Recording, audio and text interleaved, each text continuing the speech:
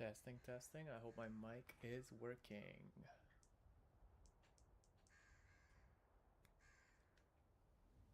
I'm watching my own stream on the phone, but I'm not hearing anything. Oh, I am hearing something. Hello, everyone. How are you guys doing? All right, just give me one more second and I'll be there all with you.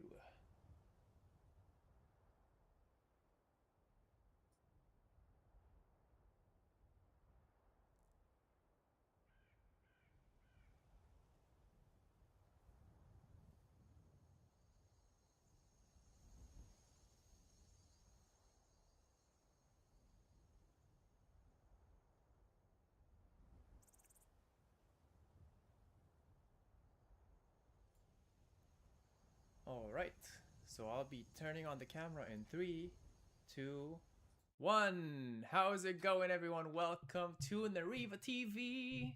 Woohoo! There's a bit of echo here. I don't know if you guys can hear it through the microphone. I actually have not tested anything, any recording or anything in this room yet. But as you can see, your boy moved. So let's hope the noise is not too bad. I haven't installed any acoustic panels or anything in the room yet, but maybe that will be something I will need to prioritize depending on how this stream goes. But yeah, so welcome everyone. Let me see if I can do, because I got new screens here. Let me see if I can like zoom in on the chat so I can have it bigger. Yes I can. Yes I can. And actually, can we pull up the chat on? Nope, not like that. Can we pull up the chat on the screen? For some reason the chat doesn't work. Okay. I did my best. I did my best. Maybe from any new chats will appear on the screen. Anyway, how is everyone? We got a bunch of people with us today. So my main priority for the day would be to just catch up, see what's up. I see Dio Kyrie that is asking, who will you explore mods live or will you have a pre-made list? I don't have any list. I haven't even checked the Nexus in months. So this is probably this is the best place for me to just like start catching up with the modding industry community, and see what's new on the block and see what's up with Skyrim, because while I have been making videos, the videos that I made this pretty much this entire year so far, which aren't that many but still, those videos were like pre-made. The lists were pre-made in advance, so I still haven't like caught up with anything new. So hello the Pithso, how you doing? And Pats, anyone know if SkyUI v6 is safe to update yet? And as I mentioned, I have not really caught up with anything yet, so I'm not really sure. Sound is way too quiet. Is it actually? Very interesting. Okay, if I get closer maybe, because it is at the max, if I understand it here. Does anybody else have that problem? Hey, and your chat is on the screen, but for some reason it's black. I kind of wanted the text to appear white because the background is black. Let me see if I can change that live actually. Yeah, there should be a way. Yeah, like that. And then I think your chat will disappear from the screen, but yeah, any new chats will appear as white. Hopefully, I'm trying out this new thing. It's called Stream Elements.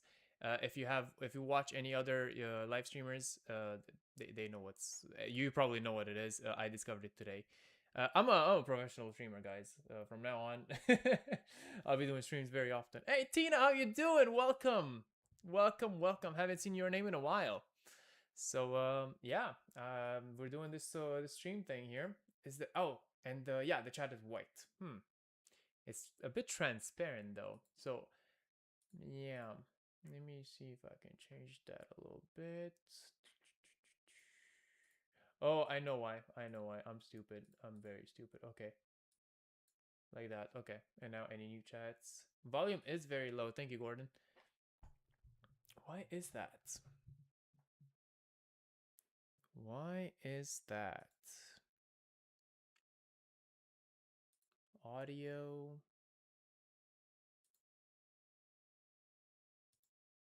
Wait, I'm gonna look very stupid for a second. Let me just try this.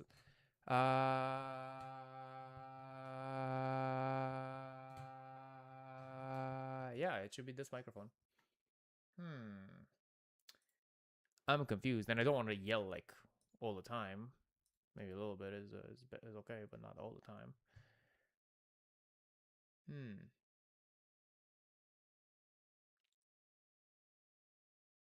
I wonder.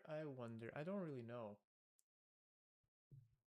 Good afternoon, Riva. Good afternoon, chat. Or good evening. I'm not sure where you folks are. It is the afternoon for me, Eastern time. But thank you. Good afternoon to you too. Yeah, I really don't know what the problem with the voice is. Let me just actually hear it on my earphone. Good afternoon, Riva. Good afternoon, chat. Or good evening. Sounds okay to me. I don't know. It is the afternoon for me. Am I stupid? Maybe I'm the stupid one. Give me a second. Let me just try it on my computer as well. We're actually gonna watch the stream live. Let me just pull up my my channel here. All right, and let's see. Oh, it's from YouTube. Okay, yeah. Wait. Oh, I'm using the wrong.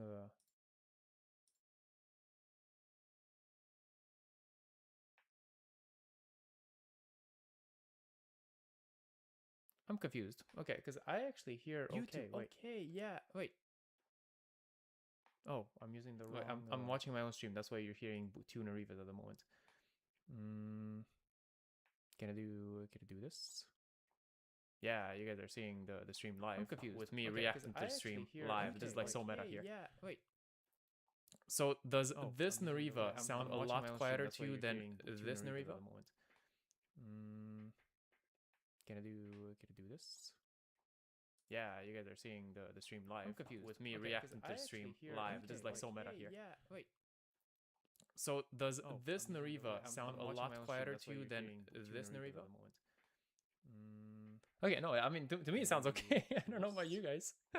Yeah, you guys are seeing the so Tina, you're saying volume up. I should put it stream, but I don't know what to like so meta volume up. Wait. Let me just keep looking here. I'm gonna do the sound a lot quieter. Shut up, Nariva. Let me pull up the other screen for myself. Oh, it's here. And no problem, math. I'll see you then.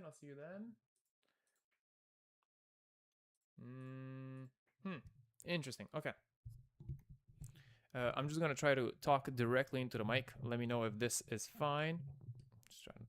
I'll keep it right next to my face here. I'll be talking like a podcaster. So if there's still any issues, please let me know in the chat, and I'll try to do more I guess research, just looking through the settings. But for now, I'll just do my best to like talk and not be too quiet. So priority for today, I really wanted to just chill with you guys and see what's up, see what's new, see how you guys are, because I haven't interacted with you guys like this. I mean, we have like had some comments on the videos and everything, but most of them were like, I guess, questions on the mod list and everything. But like, just wanted to like chill, see what the vibes are, and to catch up with the modding community, because I haven't really looked on the Nexus for months right now. I keep looking every now and then for like new armors that I could put in videos, but other than that, I have no idea what's going on, man. And it's going to be a really tough video to make at the end of the year when I want to make the Nariva Mod Awards, because I don't really know what's popular this year. So there was that number one thing on the list. Maybe it was number one thing on the list, but it's probably the last thing we're going to do today. I also wanted to show off. I wanted to like introduce you guys to the new place. I did move, so here I am. It looks a lot smaller than before. Actually, I don't even know if you think it's a lot smaller than before. Right now, I have a closed room. So before, I used to live in a studio apartment. It was basically just like one room with a super tiny kitchen in the background. So I would have my office right in front of the kitchen.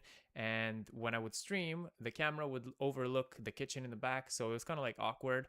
But now we have our own room to ourselves here. I can decorate it as much as I want, and I'm not allowed to bring any Legos or any mangas in the main living room because I don't live alone.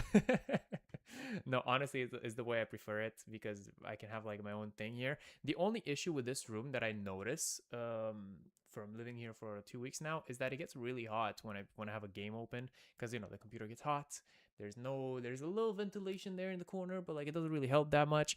And the AC does not reach directly into the room. So if I have the door closed, which I do now, it gets pretty warm in here. So we'll get cozy.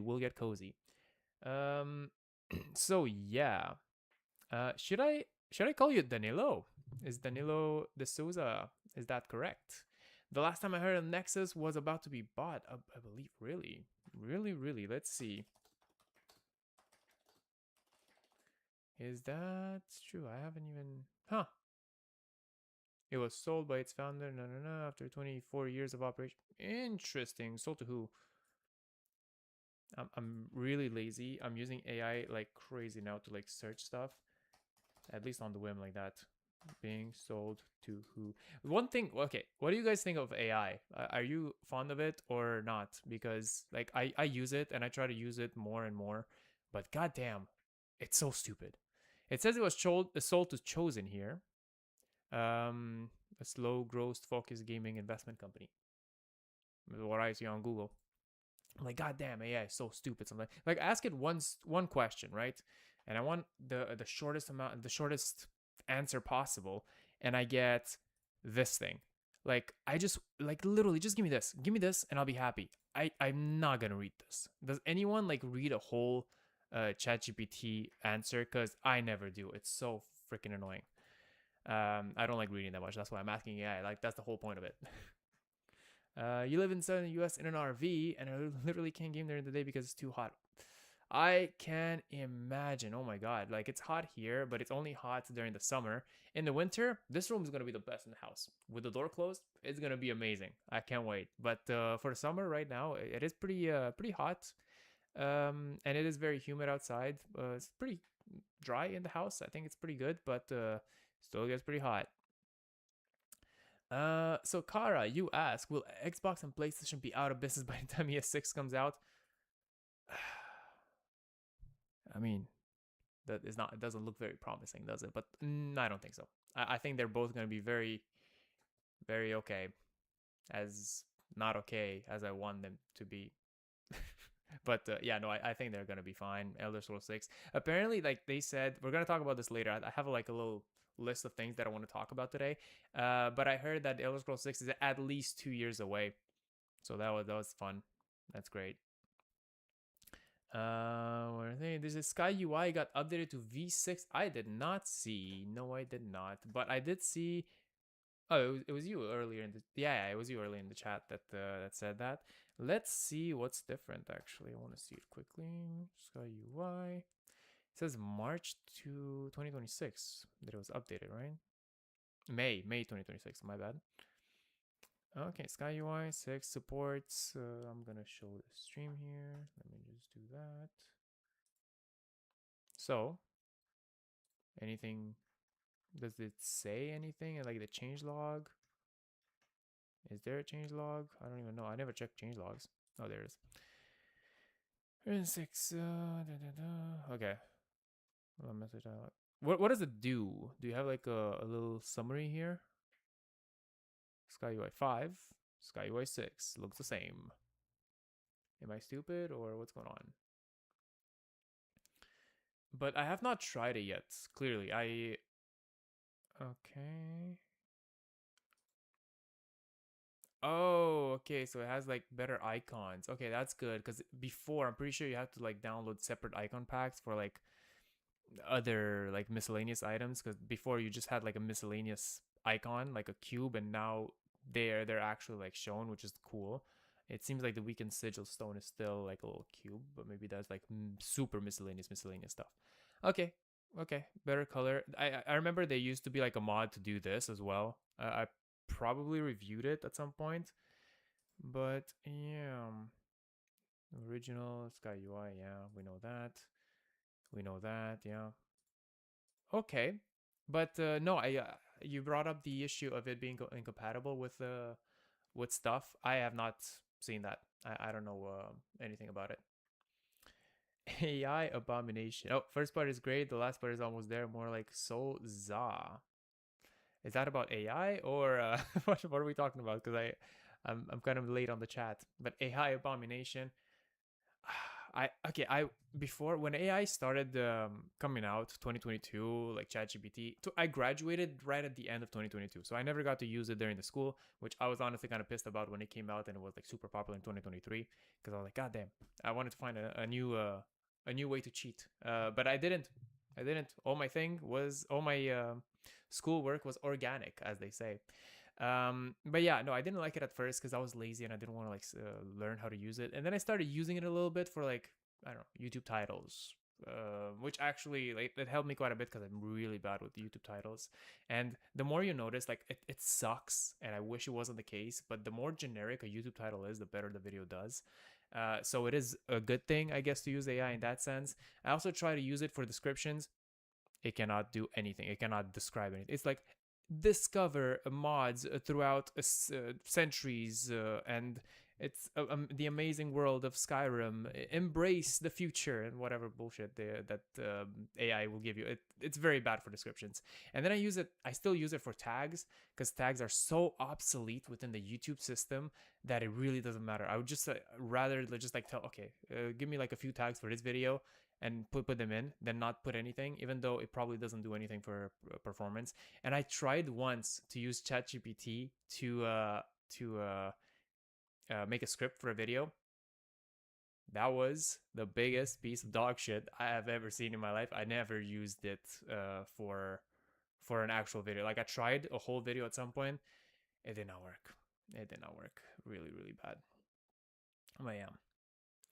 You freaking love the AI stuff you use, okay? You've been addicted to Star for the past year, and trying to start Skyrim back up with 2,000 mods is just a headache, and I want. Okay, I'm having this issue with Skyrim at the moment where I don't have that many mods. It's only 380. However, for some reason, I have 394 plugins, which is really bad. And whenever I play the game now, I cannot fast travel, because every time I fast travel, I go through an infinite loading screen. And actually, is there anyone in chat today that remembers what you need to do? Do I really have to go through all of these, or is there like a plugin? Is there a way to like bypass? There's no way to bypass the plugin limit, but there's a way to like stop the infinite loading screens, because I've had this issue so many times in the past, but I don't remember how to solve it. But I remember there was a solution every single time. So maybe there was one specific mod that I had to disable, or I had to install a specific mod. I don't remember, but now I cannot fast travel. So what I do instead is that I go to like, I can go through gates in the city. So I can go to Riften, for example, even though there's a loading screen to go through the main from the main world to Riften. That's fine. But if I'm in Riften and I want to fast travel directly to within Whiterun, that's an infinite loading screen. So what I do is that I just go out of Riften. I put in the command to make you be able to like fly, TCL, and the command that gives you super speed. And then I just zoom through the map, and that's how I learned Skyrim very well, because I don't even use the map anymore to just go places, because I can't. So yeah, here I am. You wish the Elder Scrolls 6 would give us a Dragon Age like party system, romance system, but I doubt it will. I really, really doubt it will. Maybe closer to romance, because that's kind of what we got. Not at all, don't get me wrong. Like, it's closer in Starfield than it ever was in Skyrim, because in Starfield you still have to like complete quests for the companion in order to romance them. So there's something there, but I feel like the romance in Starfield was very, very cringy, personally. Apparently it makes some bug patches redundant, and it also creates some incompatibilities with mods based on V5. Okay, I don't even know. Do I even have it? Am I oops, Sky UI. Yeah, for sure. Yeah, you need it for a lot of things. So I have version 5, as you can see, but my mod list is not up to date. It's definitely like I need to clean it up. Look, I have like so many things here. Actually, that's because I had to disable something for a specific video that I'm working on. I'm working on a Riften video, by the way. If you guys want to get a sneak peek of it, here's the mods for Riften, and then all of these that I didn't showcase in the video yet. I am in the process of filming that, so. There was an accessibility mod released recently for blind to play Skyrim. Interesting. Wait. While I Google, just because like sometimes, especially when I go to Nexus or whatever, it gives me like NSF, like Nexus give me an NSFW stuff. But now I'm so afraid because I once like was on stream and I was browsing the Nexus and something popped up. I don't want to like show my screen anymore when I'm like searching for stuff. So what am I looking for? Accessibility, ability, Skyrim mod, blind. I'm very good at Googling, obviously. Skyrim accessibility mods for blind people. Here's the first mod. It also has a step-by-step install guide for MO2 and Vortex on its GitHub pages. So it's called Skyrim accessibility. Although I do get a 404 page when I go on it. So is that still a thing or? Oops, misclicked. Okay. And here's a second mod. Yep, also 404. You're legally blind, you have to rework your UI mods for sure. Yeah. I mean, I can't say that I'm blind or anything, but they just say that age is coming for me as well. No one can escape it. Let me just go like that. It's called Skyrim Access on Nexus. Interesting. Let me see.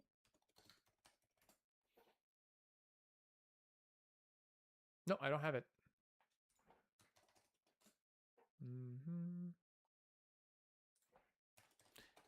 Access. No, it says Skyrim accessories. I hate Googling, man. Skyrim Access is an SKSE plugin. I can show this. It's an SKSE plugin. Where is it? That makes Skyrim playable by blind and visually impaired players. It uses NVIDIA Screen Reader to voice nearly everything in the game shows. Nearly everything the game shows. Really cool. I never understood how these things work, but that's awesome. Look, the more people are able to play games, the better it is. Whoa, I don't understand it. One thing, okay, I started playing Assassin's Creed Black Flag Resynced yesterday. And one thing I really want to give Ubisoft props for is their accessibility settings, because I think there's so many settings in there. I didn't even understand like half of them, which is good, I guess. I guess I live the privileged lifestyle of not needing that, but it's good that they have the option for the people that need it, which is really cool. Please raise your voice by at least 50%. It's still quiet. I'm doing my best here, man. I'm doing my best. All right, I'll try to remember, because like as I keep talking, I'm kind of like using my normal voice, especially when I'm streaming for a longer amount of time. It's not super easy to remember that I have to yell all the time for this. Let me just see. Oh, you had asked for pronunciation of your name. So, and then you said first part is great, last part was almost there. It's like Souza. Oh, okay, cool. My bad. The way you spelled Souza, it reminds me of like how Argonians spell their names in Skyrim. So that's why. That's why I was a little confused there.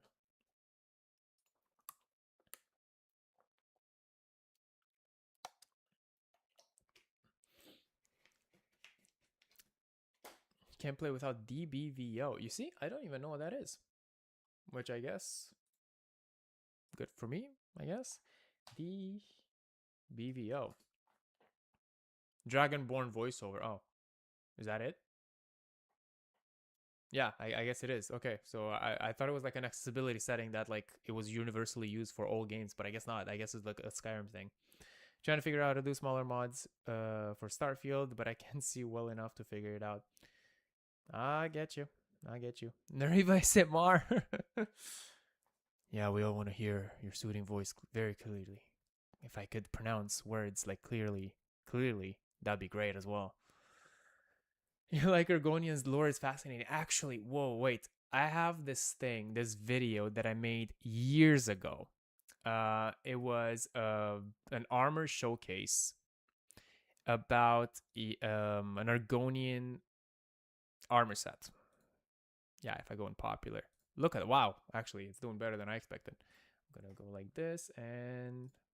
Okay, look at that here. I go in popular.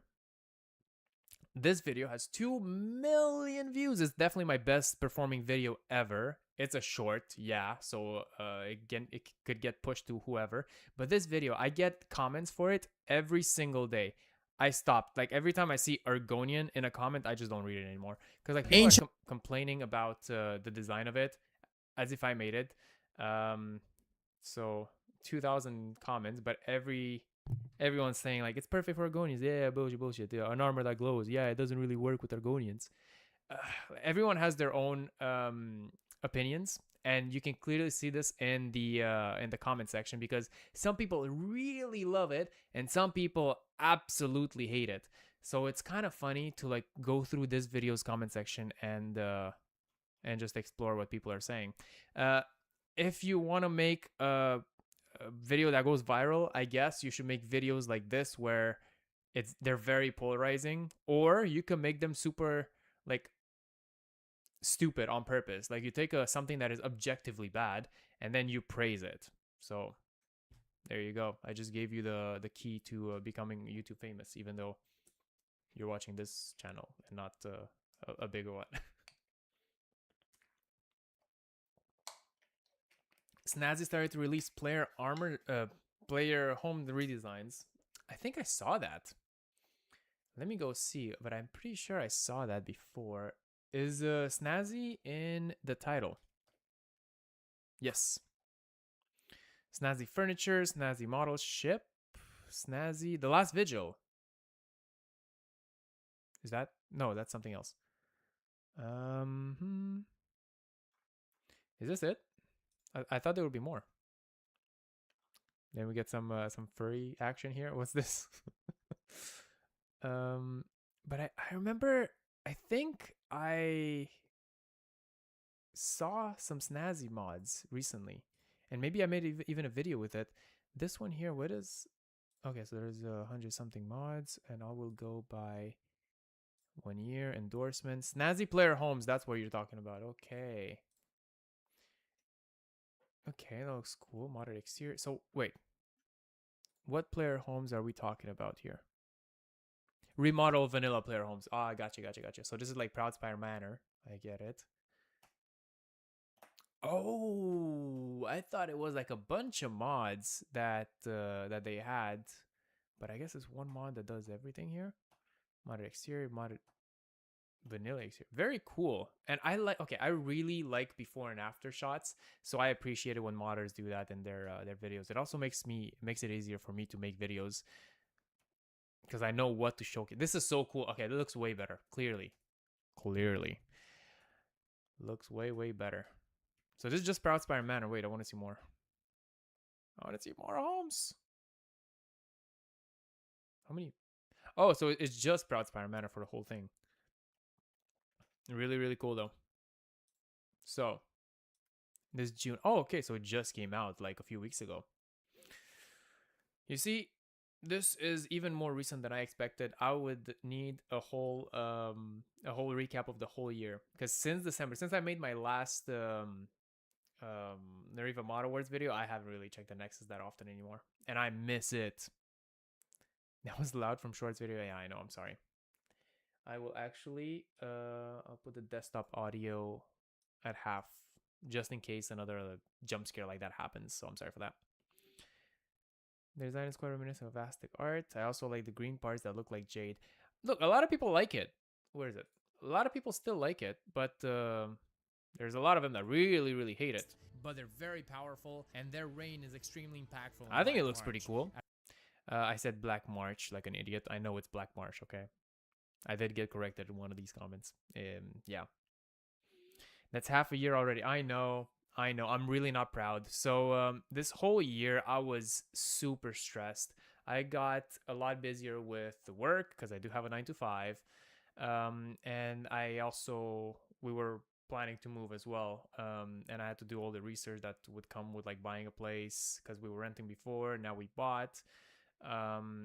And it was very stressful. And I've been planning this like purchase, I guess, for many years, because I've always like wanted to buy a house. And it was pretty smooth actually. It wasn't like as bad as I was expecting, but still it took forever for me to understand all the stuff and then actually do like look for the properties and then visit them, talk with the broker and everything. So yeah. You missed the invasion of SKSC based mods from a couple months ago. For a while that was all you could find on the front page. I guess I did. Wait, I'm scared. I'm very scared to browse the Nexus on my own, like on stream like that. I'll go to, I guess, I'll just go with all mods and I will select from January 1st.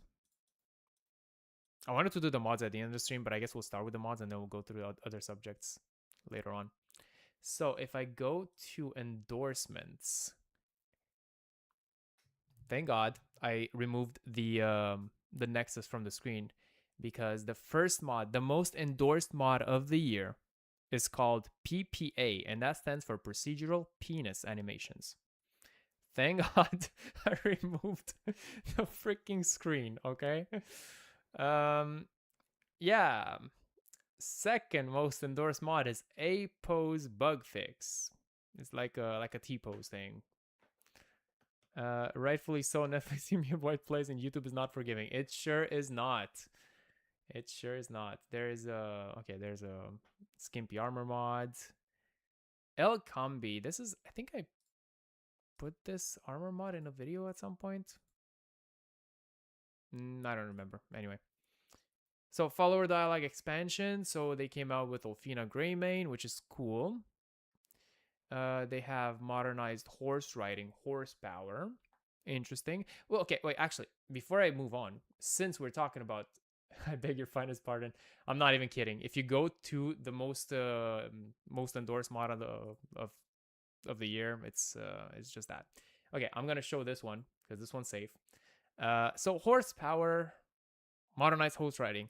Do you guys use mounts? I mean, do you guys like using mounts in video games? And be honest, because personally, I freaking hate it. I hate horses. I hate camels. I don't hate vehicles like motorcycles or cars, for example. Those are cool. Like in GTA like games, I like cars, but I really don't like fantasy games where you ride a horse, because the horse never controls the way you want it to. It always moves either too fast or it doesn't stop well enough. And the most annoying thing is like it doesn't pivot as well as like a normal as a human, because with a horse you have to like go around something, right? So when you're trying to like be precise or whatever, it's so annoying to go around like that. And what else? It's always super easy to overshoot and like go too fast and you fall off a cliff or something. And this is especially true in freaking Crimson Desert.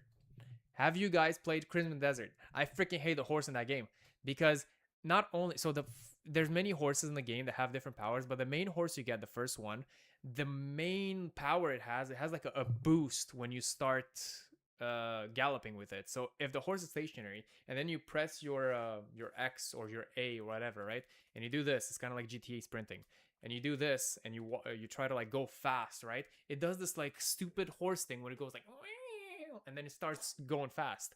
But I hate that, and I just want it to like start going, and it's so annoying, because when you do that, everyone starts attacking you when you're trying to like run away from enemies. So you're still like getting a lot of damage because it's instead of just going like it normally would, right? Or another annoying thing is that when Crimson Desert especially has the stupid realistic like walk system where it takes you a little bit of time to accelerate as you start walking or as you start like jogging or whatever. But it also means when you stop walking or jogging, your character's still gonna like do a few steps. When you're walking, it's not that bad, but when you're galloping with a horse and then you want to stop, then it goes like a whole 5 meters when you just wanted to stop 5 meters ago. So it's so annoying. You fall off a cliff so often. And whenever you want to go on those platforms where you could fast travel to, you got to be super precise, because you got to like land on a specific circle. But if you overshoot, you go like 5 meters that way, and then if you want to go back, you have to like pivot all the way around just to go back to the platform. So you have to like get off the horse and then go with on foot, and it's super annoying. And that was a stupid rant that I wanted to make. Your turn. Actually, I need some water after that.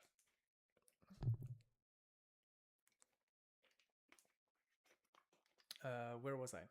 I have to check out Helios. Let me check out Helios. Actually, I haven't even checked out this horse armor thing yet. It's not horse armor, it's horse... what is it? Animation? Modernized horse riding. Oh my god. Just watch this, guys. That's exactly what I was talking about. Like this. So, in-place turning. Thank Lord. Thank Azura. Thank Shiogora. Thank everyone. Talos, okay? You can do this. You don't have to like go all the way around like that. So I would get this mod 100%. What else does it have? Overhaul movement. Okay, I guess it has like better jumping as well. Follow-up attacks. Okay, that's cool. Yeah. Rear up jump. Okay, I guess I gotta feel it in gameplay to understand. Oh, okay, that's nice. Restored horse ragdoll. That's nice. Yeah, okay, it's a good mod. I mean, it seems like a good mod. I haven't tried it. In-place turning, all animations, no head blend. Okay. So yeah, what was the other one? Helios. Helios, actually. Yeah. You guys know the drill. Helios. Visual and graphics. Okay. Yes, I'm stupid. Okay, I have a very low attention span. I do look at the thing, at the images before I read the description. So this is normal storm, Heliostorm. Clear Helios. I mean, yeah, it's a good lighting overhaul, it seems. Makes dark ash. Okay, so makes the dark even darker and more accurate to what is actually supposed to be outside, I guess. Eclipse. Okay, very cool. Very cool. Let me actually read the description now a little bit. Weather reflection system for interior game. Interior lighting. Makes immersion continue between. Yeah, okay. Very cool. You see, I appreciate this. And this is one other thing that I appreciate for mods like this is that they're very easy to showcase. So it makes my job a lot easier. So thank you. There's some types of mods that I like reviewing and some others that I don't like reviewing because it makes it a lot harder for me to showcase or to like have stuff happen. For example, stuff with NPCs are very hard to showcase, especially like specific dialogues. Oof. So sometimes I just skip whole mod showcases just because of that, because I just can't show it in a video. Horsepower is amazing. It does seem pretty good. It does seem pretty good.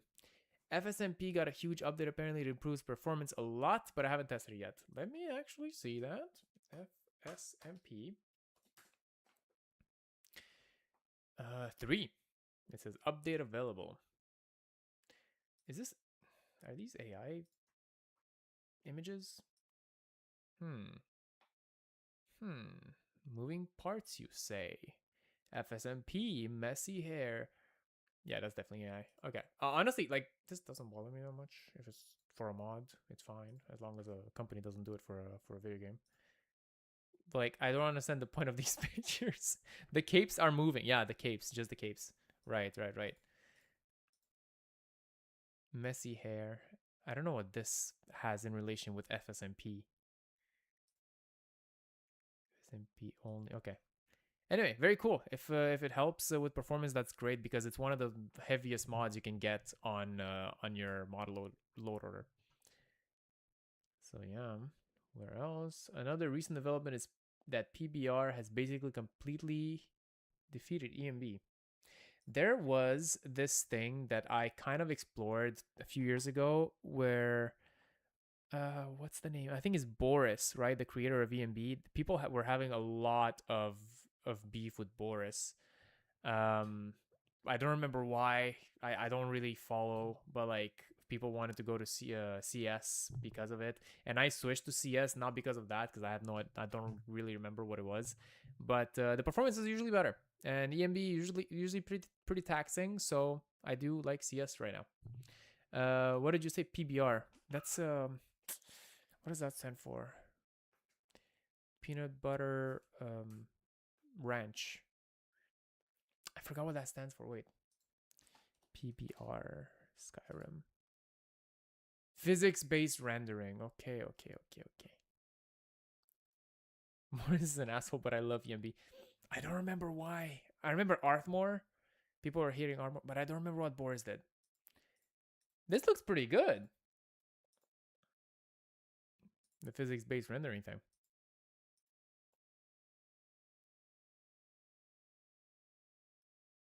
Okay. Cool. You like having horse and farming games. Is the only kind of game that gives you good horse control.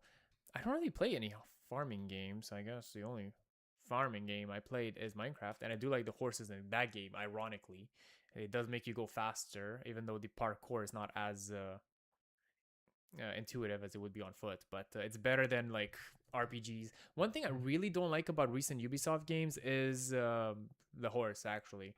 So in old Assassin's Creed games, which I freaking love, you would like climb buildings and do this parkour thing, right? You would like jump from rooftop to rooftop. And then in the last 3 games, not including Black Flag Resynced, obviously, and Mirage, you would have to like traverse forests on horseback, and that's really, really annoying. Yeah, I'd rather just have like a small world where you don't need a horse rather than just go with a horse in like open fields for hours and hours. Another game that doesn't bother me as much with the horse would be the Ghost series, of Ghost of Tsushima and Ghost of Yote. But it does still suffer from the same problem that I have. I would rather just have like a city going on than just open fields. There's a cool new female armor mod called Shattered Royal Armor. All pictures on the pagers. SFW. I don't know if I should trust that. First, let me just see it with my own eyes. Shattered Royal. If I could spell, that'd be great. Armor.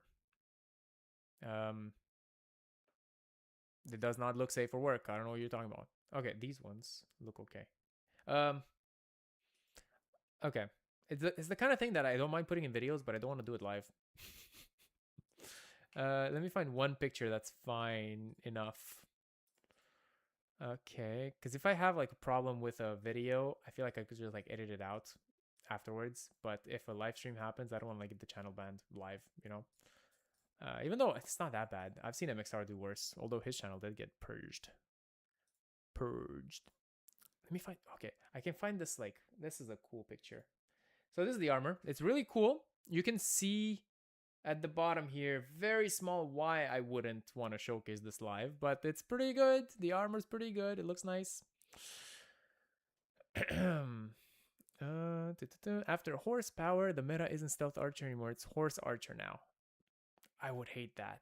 I would hate if a game would come out with like just horse, and you would have to like instead of customizing your character, you customize your horse, and you try to like have different builds and whatever. That would be awful.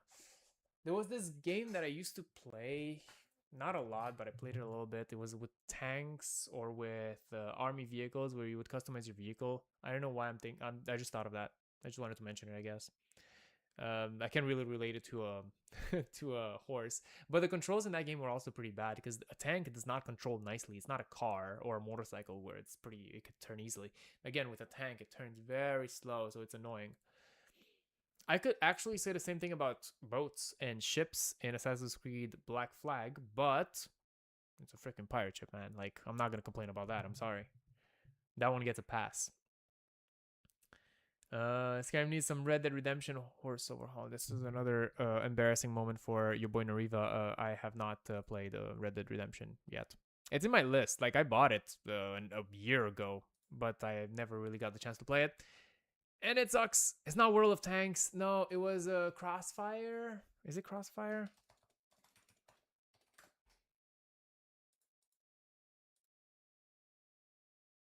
No, it's not Crossfire. Now you're making me think. A tank game. It's not tanks. It's like army vehicles. Is this it? I don't think it's this. What is this?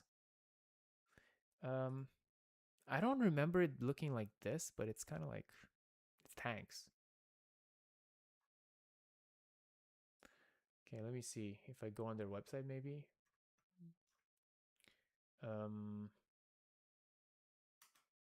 Rage. I don't know. It's not Raid. Wait. Tank games. Not World of Tanks. Although World of Tanks, I'd be very willing to try you out if an opportunity comes up. Just saying. Metal Slug, no. Valkyria, Panzer Corps, Armored Core 6, no. Armored Warfare, Battlefield, Steel Armor, Panzer Elite, Arma 3. There's so many freaking tank games. Are you kidding? Company of Heroes, Panzer Corps, Battle Zone. And I cannot find my game Crossfire. What if I just... It's not... No, it's not Crossfire. War Thunder. No! It has something cross or fire. Or maybe fire cross. Is it fire? It's not fire cross. There was a freaking game. It was free to play. Obviously pay to win. Crossfire Z8 Gamers. No. Let's ask AI. Speaking of which, I am thinking of a game with customizable. Oh, how do you spell customizable? Do you guys do that? Is it like an English second language kind of thing where like whenever you have to spell a weird word that obviously you don't read it as it's supposed to be pronounced, like customizable, because if you were to read it in Spanish, or in my case I guess would be Romanian, I would read it as customizable. So I would say customizable as I'm typing it, right? Of a game with customizable tanks or war vehicles that is free to play. Oops, I misspelled that. That is free to play. And maybe sounds like Crossfire. Cross out! Cross out! Yes!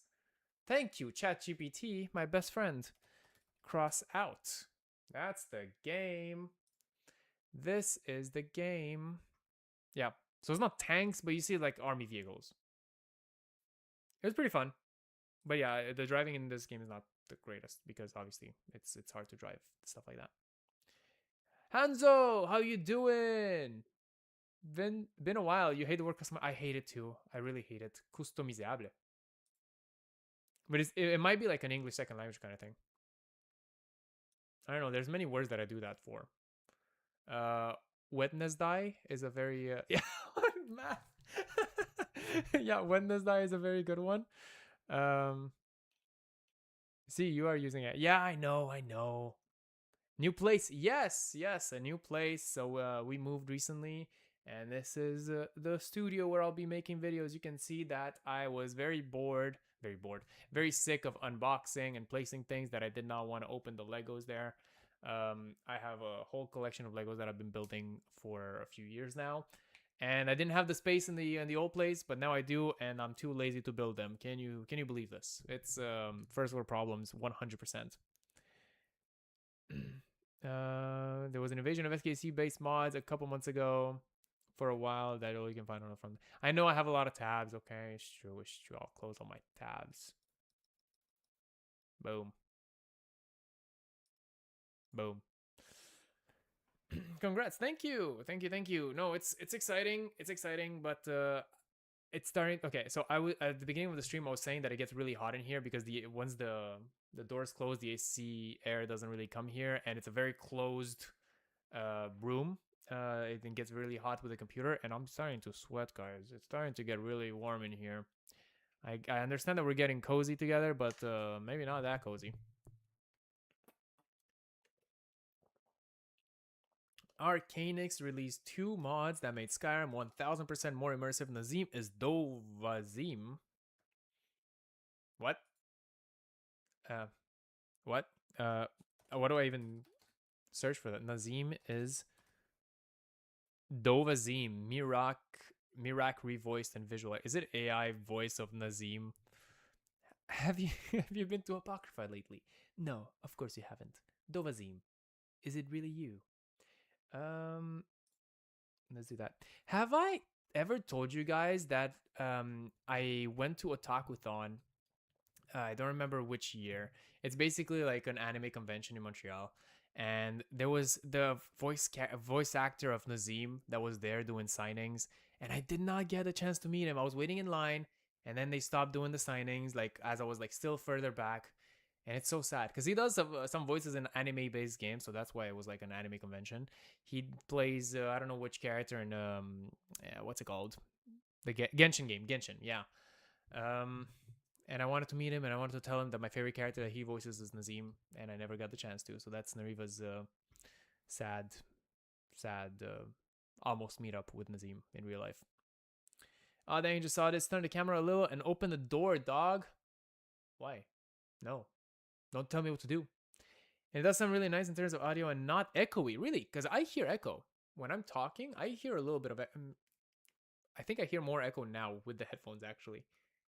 But yeah, it doesn't have any padding, I guess. Once I open the books, because I have the Naruto mangas here, and I put them, I think the books, because it's paper, it like absorbs sound or whatever. I think that's going to be a bit better. And I was thinking of having like acoustic panels behind.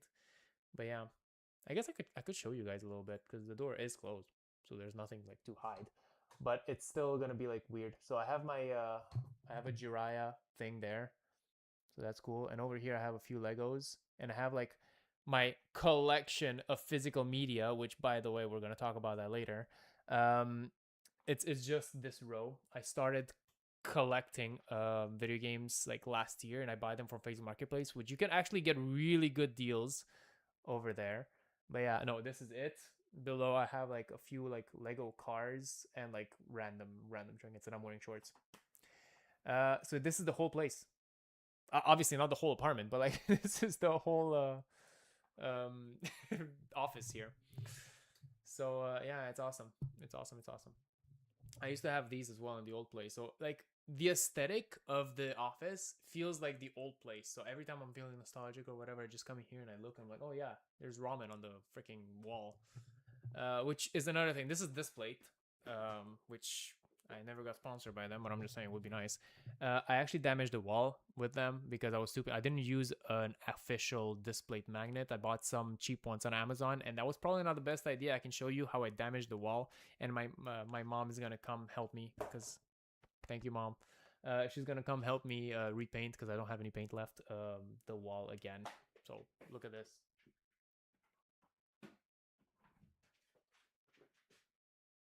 I don't know if you can see it on the camera, but yeah. So this is an official display magnet.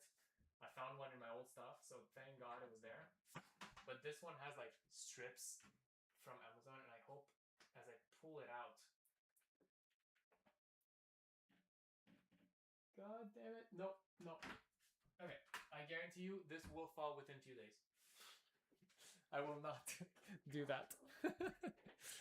Because it is like stuck to the wall, but it doesn't, the adhesive is not really good. My wire got stuck in my chair, I'm sorry. Hey, Mern, how you doing? And Joby1, how you guys doing? Thank you, very nice room. On cam, we don't notice it too much. Yeah, well, we don't notice it in person either, if you're talking about that. But if you remove it, you can see that the wall is damaged, so oops. Oops.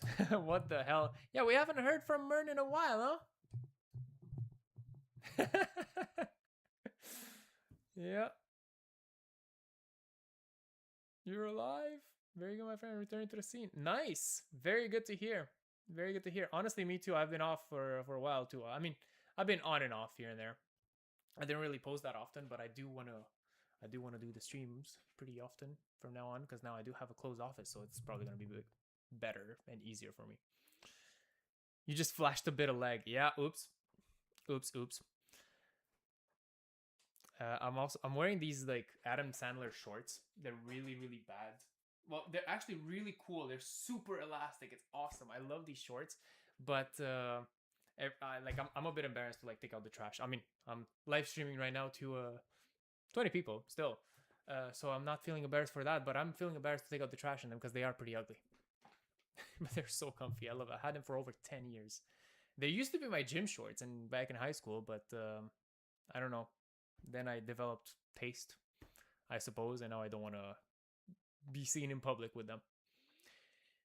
Am I excited for the Naruto movie? No, I am clearly not. No, I'm not. No, I'm not. What the hell is even that?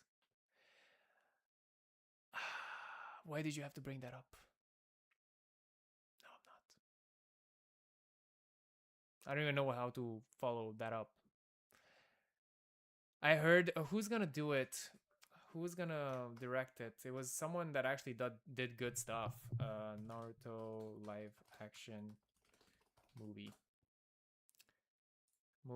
So the live action Naruto movie is moving forward at Lionsgate, which is okay. So Destin Daniel Cretton, which I don't recognize the name, but he is Spider-Man Brand New Day, Shang-Chi, Shang-Chi 2 apparently, and some other. I like Shang-Chi actually. That was a pretty good movie. I liked it. Cool. But yeah, it says here. I don't know how real it is because this is Twitter. This is Reddit after all. It says Masashi Kishimoto says he cannot wait to meet my characters in the film, and I guess this is Kishimoto. I don't really know what it looks like. But yeah, I don't know, man. I don't know. I don't have any good hopes, any high hopes for any live action anime thing, especially because you can't really adapt Naruto to a movie.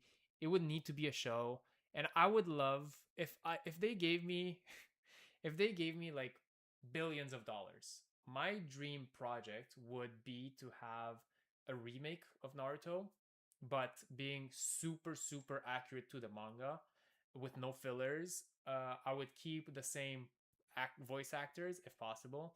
I would keep the same music. I just want new animation, new pacing. That's what the Naruto show is suffering from. Even though the writing I think could use a little work, I would not. Okay, I wouldn't change anything because it is still. I want it to be accurate to the manga. So yeah. Sorry, I got like really distracted there, and I'm actually pretty mad that I got distracted there. So wait, what did I miss in the chat? Oh boy, I already know Nariva's opinion. Yeah, actually, me and Math were actually talking about this right before the stream. We were saying how this is just not gonna work. However they're gonna do this, it's not gonna work. And I said they're gonna cast. Wait.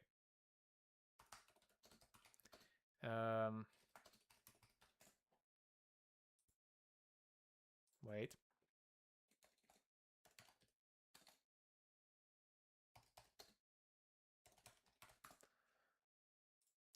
This is what I think the cast is gonna look like. I think they're gonna have like random cat. They're gonna have The Rock. They're gonna have Kevin Hart. They're gonna have Jack Black playing Naruto. Yeah, that's how I when I hear live action Naruto movie, that's what I'm thinking of. So yeah, the director of the new Spider-Man. Yeah. So I haven't seen the new Spider-Man. Is it even out? Spider-Man, brand new day, and it's not out yet. No, it's 3 hours long. This is actually pretty impressive. I wish movies like, especially like blockbusters like this, I want them to be as long as possible because it is cool. It is a cool experience, but I don't know. I'm not really excited for it. Is it weird? Is that weird to say? I do love Spider-Man. He's my favorite superhero, but I don't know. It's a Marvel thing, man. It's Marvel fatigue. I'm really sick of the MCU. If they started a new series with, they don't even need a new actor. If they could just like cast Tom Holland again, but like it's not in the MCU, then I'll be a lot more excited for it. But since it's the MCU and we see like Mark Ruffalo's Hulk in there, I'm like, okay, it's gonna be another one of those. It's gonna be another Far From Home. Not Far From Home. I like Far From Home because it was like more of a Spider-Verse thing. Away From Home. Oh no, I'm stupid. It is Far From Home. Yeah, it's No Way Home that it was more of a Spider-Verse thing. Yeah, Far From Home. You can't have that movie without Iron Man, and Iron Man was dead, and it was a weird writing. Yeah. Where else was I? My mountain list got partially corrupted during the backup, and I'm rebuilding a new one. I feel you. It happened to me many times. I am really, as good as I want to be at modding, I'm not really that good, guys. I love making videos about Skyrim mods, and showcasing stuff. But you can see all the warning signs here and all the warning signs there, and the fact that nothing is sorted. My mod lists get corrupted pretty. This doesn't corrupt mod lists. I'm just saying, but like it happens often that they get corrupted, and I have to restart my mod list. So, and I only have 380 mods right now. So imagine when I have like thousands and thousands, what could happen? Oops, like that. So yeah, it is painful, but it's doable. The beautiful thing is that every time I reset my mod list, I make a new graphics mod video, and those videos do really well. So Mern, there you go. Make a graphics mod video, and you're gonna get a lot of views.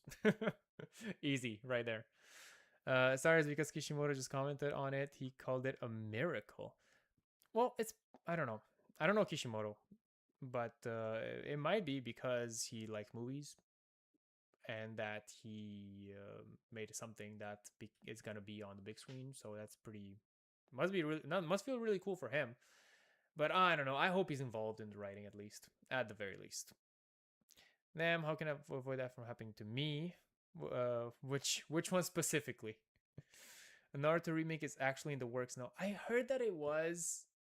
I don't know. I really hope it is, but the problem with that is that if it is in the works, it's gonna take years and years. And I guess if I was given $1 billion, it would also take years and years. But yeah, I would like a full-on Naruto remake, and I want it to like all come out at once.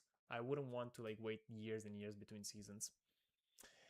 Yeah. Is Naruto less annoying in the manga? My friend has been trying to get me into Naruto for years, but I find the character insufferable. No, he's the same in the manga, I think.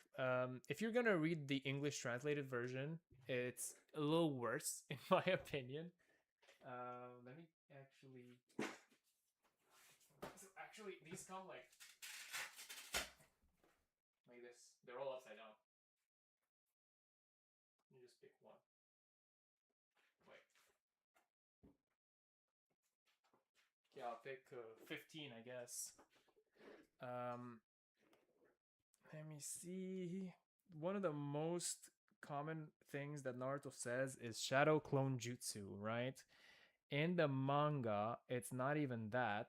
It's so they don't use the word jutsu in the English translated version, right?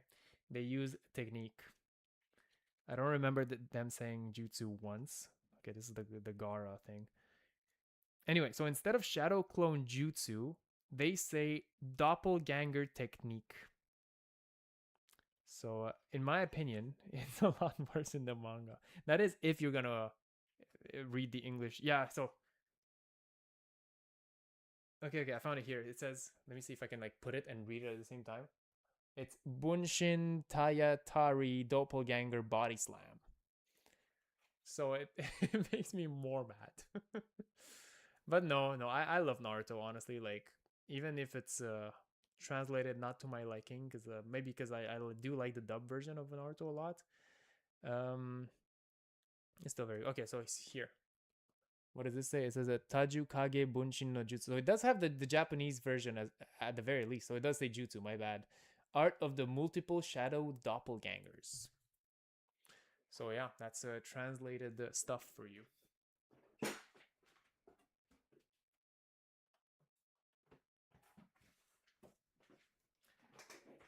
And no, I have no idea why all the mangas are upside down within their own box. I don't remember putting them in there. Jutsu means technique. Yeah, it is correct. But there's some things you shouldn't translate. Doppelganger technique. Yeah, it's pretty bad. When you're making content, you low-key have to balance the time between maintenance and making videos. That is... I know. Yes, Daddy Mern just scolded me right there. I don't really do that as much as I should, but I definitely should. As I was saying before, this year has been awfully busy in my own life, so I didn't have many videos, and the videos that I did have, well, honestly, like, it's not gonna look as bad if I just do this. Oh wait, you don't see my screen. If I just enable these things, you see a lot of these warning signs are going to disappear. It's because I was doing like before and after shots, and I needed to disable a bunch of mods. yeah, this is all bad here. Anyway, and then I gotta like do all the things, order them. Yeah, I don't do it as much as I should, definitely. Many English translations try to erase the untranslatable stuff, usually removing the San Chan Kun. Yeah, a lot of them still keep them. If I remember, I think Tokyo Ghoul keeps them. Let me see if I can find it here somewhere.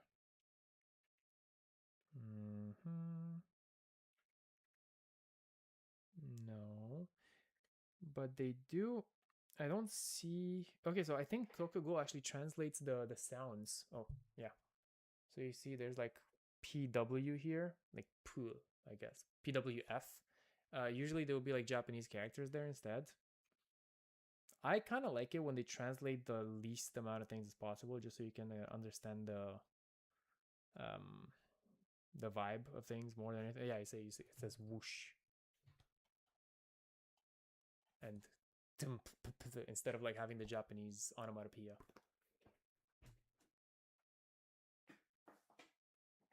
All you have to do is understand katakana, bro. That's it.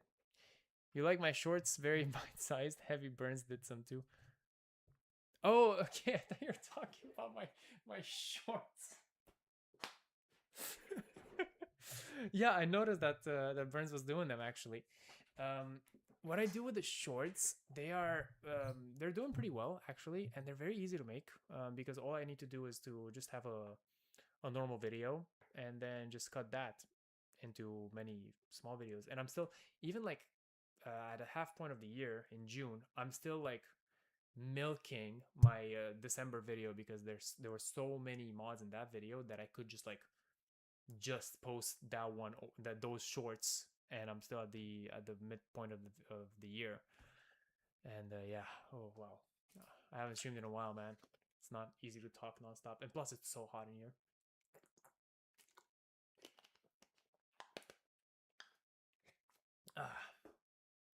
All right, so who else want to talk about my shorts? Let's actually. So obviously, I'm not very up to date with modding lately. There's a lot of stuff that look very, very cool. There's a bunch that I saw too that I noted down somewhere, I think. No, I don't see anything there. But let me see if there was anything else before I change the subject, because I would like to talk about other things as well.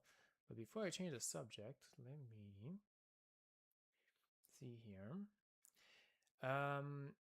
There's a lot. Okay, so SKSC. Who was talking about SKSC mods before?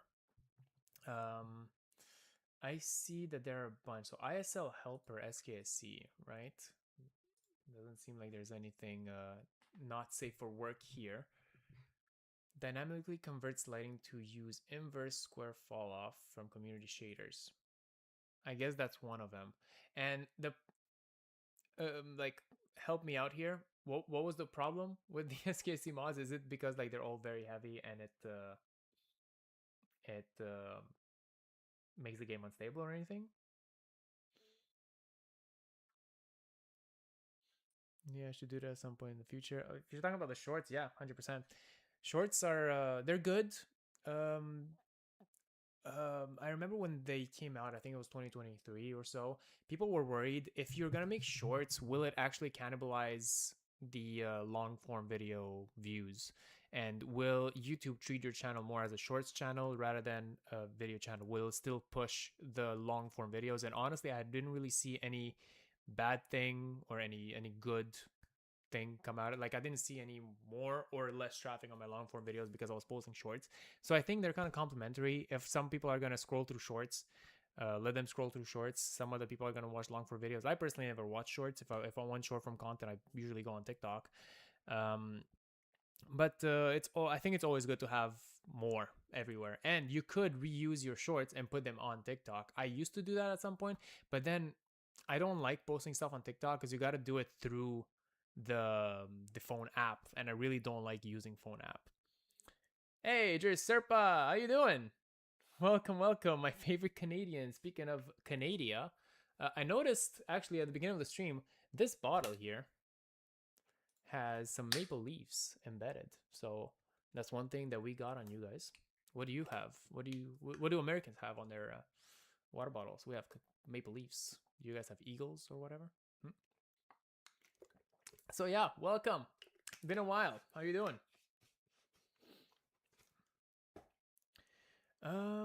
What else did I miss? Is like if you had a cake shop and sold both entire cakes and cake slices. Pretty much. Yeah, no, that's a good point. I'm more in the mood nowadays on making mods. I'm not gonna tackle there. That'd be cool if you know how. If you have the patience to learn more things, hell yeah, I'll be the first to review them. Please give me a beta version of your mod, please. A lot of them are vibe coded. Interesting. Okay, I can see that, especially now with AI being more popular. I guess I can definitely see people using that for coding. There was just an awful lot of them. It was crazy. Avengers Assemble in the chat. Yeah. YouTube short algorithm is cursed. TikTok just shows me thirst traps. Instagram is full of cute animals. Do you guys remember that one day on Instagram where basically all the moderators went on vacation or something, and there was like awful videos on there? There was that one video of the guy, there was like a zookeeper or something getting crushed by an elephant. Yeah, that was crazy, man. And also when something horrific happens usually in the first day, let's say there's a pew pew going on or something, TikTok is usually like they're all everywhere, so it's hard to miss those two. So I don't know, when it comes to short form video algorithm, I don't really like it. I was gonna say there's pros and cons, but I don't like it. You deleted Instagram, your algorithm was just bad. On Instagram, admit it. Did you guys hear that? What was that sound? Anyway, something happened. I don't know. What was I gonna say? Instagram algorithm? Oh yeah, on Instagram. At the beginning, before I was doing like Skyrim mods videos, I was doing like vlogs, and I thought it would be beneficial for me to like post stuff on Instagram. Post stuff on Instagram and then like interact with a lot of other people and like follow a bunch of people. So I have like 5,000 following people on Instagram, and I get a lot of stuff, weird random stuff. Not weird necessarily, but it's like random people's like wedding photos on my feed. So I really don't use Instagram at all because of that. So yeah, TikTok for me is normal. It's fine. I do get like movie reviews, game reviews every now and then, which is cool. I appreciate the longer videos, especially because I watch TikTok usually. Like I just listen to it. I don't really watch it. Like I'm doing something and then I'm like, okay, just like I put the phone down and like, okay, scroll, do the dishes or whatever, scroll. Like I'm brain rotted. Okay, I watch videos. I watch TikToks while doing the dishes. Imagine that. It's a crazy day and age that we live in, where I can't do the dishes without watching videos. But yeah, no. Going back to YouTube shorts, I don't think I have any shorts coming up. I think I actually ran out. As you can see, I haven't really edited much lately. I do a bunch of editing for my day-to-day job. So for the YouTube channel, I actually started hiring an editor. And if you have the spare money and the willingness, I guess I would recommend it because it's less work for me. It obviously makes everything a lot less profitable. Oh, interesting. So they changed. Should I show this on YouTube on stream? How much money I make on YouTube? Here, I'll just show like the last 2 videos. Interesting. So they changed the YouTube analytics, so you can see how many views the video got when it was published, if you have any notices here, and then how much money you made, and then the comments. We used to have the like button, right? What happened there? They removed that and replaced it with how much money we're making, huh? It's all about money nowadays. Yeah, I don't have any shorts planned. Because usually what I do is that I make like a bunch of shorts a few months in advance, and then I publish them for like 2 to 3 months. And my last one was June 12th, and yeah, I gotta make more. What's my day to day? It's a marketing. What's my title? My title is marketing associate.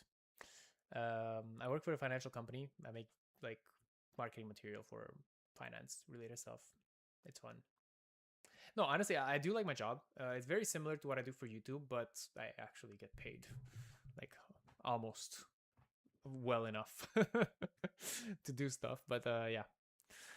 I do wish I had more time for YouTube though, and this is where I am now. So I usually finish working at 4, and I would like to stream. I don't know if I would do it weekly. I'll try, especially at the beginning. And I would like to keep it like on Fridays. It's easy. Obviously, today was a mess. We kept talking about everything and anything. And once I do get like a structure going on, I would like to take these live streams and then make them into like shorter form content. Not short form content, but like shorter videos, like clips that I want to put on the second channel. And actually, this is the perfect plug for me. If you guys have not done so yet, be sure to subscribe to the second channel, which I have not touched in a while, but I promise I will from now on. Nariva Sandbox. So I'm going to put it on the screen. It's also the first thing in the description. This is the thing. It's a cool channel. We do a bunch of stuff. A year ago. Actually, okay, this video did really well. I was actually very surprised. 12,000 views for like a super small channel. It was awesome. So I would like to take like stream clips, cut them down a little bit, maybe put some gaming footage and then post them on this channel. So if you miss anything and you want to like just see like a little clip or whatever, this would be the place to go. So yeah. You do miss my videos. I miss my videos too. I miss my videos too. My last video that I really liked was the Nariva Mod Awards. This was such a good video. If you haven't seen it yet, please do me and yourself a favor and watch this. This was awesome. And then I had only 4 videos this year, and then I'm working on a Riften video as well. And yeah, pretty cool. You weren't even aware of the channel. Well, yeah, I already subbed. Nice. Good. No, YouTube did not remove the, I'm not gonna show that just in case. I don't even know what's on my YouTube there. But no, we still have the 1, 2, 3 thing. Yeah, it's there. My latest video was 3 out of 10. All right. Well, I'm not gonna end the stream. Obviously, we still have a lot of things to talk about, but I'll take a little break. I just want to go to the washroom. Thank you, Mern. I just want to go to the washroom. I'll be right back. And when I'm back, I have 3 bullet points of things that I want to talk about. It's not Skyrim related at all. Actually, no, it kind of is. I want to talk about Elder Scrolls 6. I want to talk about Sony, a company with which I have beef right now, and a new Fallout game that's in development. I want to see what you guys think about that. So, be right back.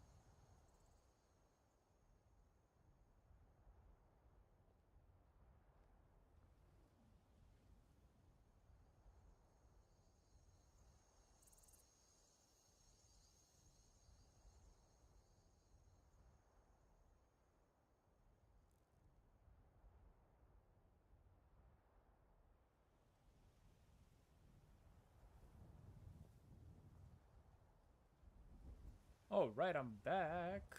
Here we go. Oopsie. Oh, well. Wasn't supposed to show this. I guess you guys can see how much money I made. Oh, no. This is what I wanted to show. Oops. So, yeah. I am back. I do. What should we start with first? I guess Hanzo is saying, honestly, screw Sony CEOs and higher ups for ruining everything. Okay, so I guess we'll start with that. We could kind of have seen that coming from a mile away, honestly. I don't know if you guys expected the next generation of consoles to have a disc drive or not, but I knew that it was going to be digital. I actually thought in 2020 when they revealed the PS5, I thought it was very interesting that they had two versions because I just at the time at least I wasn't really like in tune with the industry and where things were going. I just thought that it was like, yeah, it is. I guess it is possible for people to not have discs. It is possible to, because like that's what we were doing on PC even back then. Well, for a while we've been doing that on PC to not have disk drives, and it kind of works here, but in a kind of different way. Because on PC you have multiple stores where you can buy your games. You have Steam, Epic, GOG. You can buy them directly from Ubisoft. Back in the day, if you guys remember, we had the Bethesda launcher. But on PlayStation, for example, you would only have the PlayStation Store. On Xbox, you would only have the Xbox Store. And that's where the problem kind of comes in, because if you're going to remove the disk drive, you would only have one place to get your games from. You could technically go on those like keys. I guess I could name one because I was sponsored by one. Instant Gaming. You could go on like Instant Gaming, buy a game on PlayStation, and then use the code to redeem it on there. You could go to other ones as well and just buy codes. But I don't think that really like solves the problem, because I think those keys still come somehow from Sony directly. Um, I don't really know, but yeah. So I was pretty. I thought it was pretty interesting back in 2020 when they revealed that yeah, I guess you could do it. And I don't even know, does the Xbox Series S and X, do they have a disk drive? I think so. I don't even know what an Xbox Series X looks like. Can you believe that? Yeah, it does have a disc. Okay. It looks like a fridge. I remember. Yeah, it's true. It's true. When they showcased it, I remember seeing it. Yeah. I'll go on a tangent. Xbox naming conventions are stupid as hell. Like Xbox, the original Xbox was fine, 360, whatever, and then Xbox One, and then Xbox Series S and X. Anyway, but yeah. One cool thing, I guess, about the PlayStation 5, the digital version, is that you could still get the disc drive separately and just install it afterwards, right? And then you could use any discs. And one cool thing that I was actually surprised was a thing is that you could use PS4 discs in a PS5. You can't really do that with PS3. I mean, you can't do that at all with the PS3 games. And it would have been cool if they really went retroactively with all the generations of PlayStation to do that and preserve those games as well. But it doesn't seem, it was not the case, and it doesn't seem to be the case for the PlayStation 6, where you could play PlayStation 5 games on that. I don't think so. Digital versions maybe, and that's probably going to be the only way to play those games moving forward. I remember when the PlayStation 5 came out, I thought to myself, I'll wait a few years and until it gets cheaper. Spoiler, it got more expensive. It got a lot more expensive, and I actually waited longer too. I got very lucky, I guess. I got it as a gift from my parents for my birthday, and I remember when they got it for me. It was 2023. I was going through a good year on YouTube, very very good year on YouTube, because I was unemployed. I was actually looking for work back in the day as well, during that time. But they said, you know what, you have a lot of time that you're spending at home, so might as well just get a PS5, play some games. And then they asked me, if you were to choose, which one would you go for? Would you go for the digital version or the physical disc version? And in 2023, which wasn't that long ago, I was like, just get the digital version. That's okay. It's cheaper. Might as well. But thank God my mom was smart enough to say, yeah, but like you should get the best experience you can possibly get, right? Is the more expensive version more powerful or anything? I was like, no, it just has a disk drive. Yeah, but what if one day you want to get a disc? I was like, shit, she's right. What if one day I want to get a disc? So then I got the one with the disc, and it was the best decision my mom's ever made for me, I guess. So yeah, no, I'm very very glad that I went with that my mom went with that, I guess. And now I did start retroactively a collection of PlayStation 4 and PlayStation 5 games that I mostly buy on Facebook Marketplace, which are a lot cheaper. If I were to buy the same games from the PlayStation Store, it would be a lot more expensive. So even though I paid a bit more to have the disc drive, my parents paid a bit more to have the disc drive, I saved a lot of money on buying games. So that's my story with the PlayStation 5. And then when they revealed that starting, I don't know if it's starting December 2028 or starting January 2029, they will stop making discs. I was pretty angry because I mean, I knew it. It was pretty inevitable, but I was still hoping there was a little bit of hope in there that the PlayStation 6 would also have a disc drive. But right now, I really doubt it. Like, why would they put a disc drive if they're not gonna make discs, right? So yeah, you guys had the time to put some stuff in the chat. I totally missed a lot of them. I was just like rambling here for a second. So let's just see what you guys are saying. Can I go up? No, I cannot go up on the screen. But Mern said, I'm very disappointed in Sony because the layoffs are wild. That is, yeah, that's Xbox, but it's crazy. And I have faith in Obsidian for making the new Fallout title. Yep. Well, we'll talk about that soon. Very, very soon. So, guys, how is the weather or something? I think that's Hanzo. You are asking that while I was at the the bathroom, right? uh, 31 degrees here. Yeah, it's pretty much similar here as well. Pretty hot. You haven't had okay. Planning on playing later. Okay, you're talking about Black Flag. I'm playing Black Flag as well. It's great. It's very nostalgic. It's one of my favorite games of all time, let alone Assassin's Creed. But yeah, he's back. Hide. It's all Netflix's fault.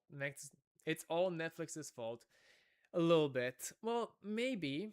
I don't think it's just Netflix in general.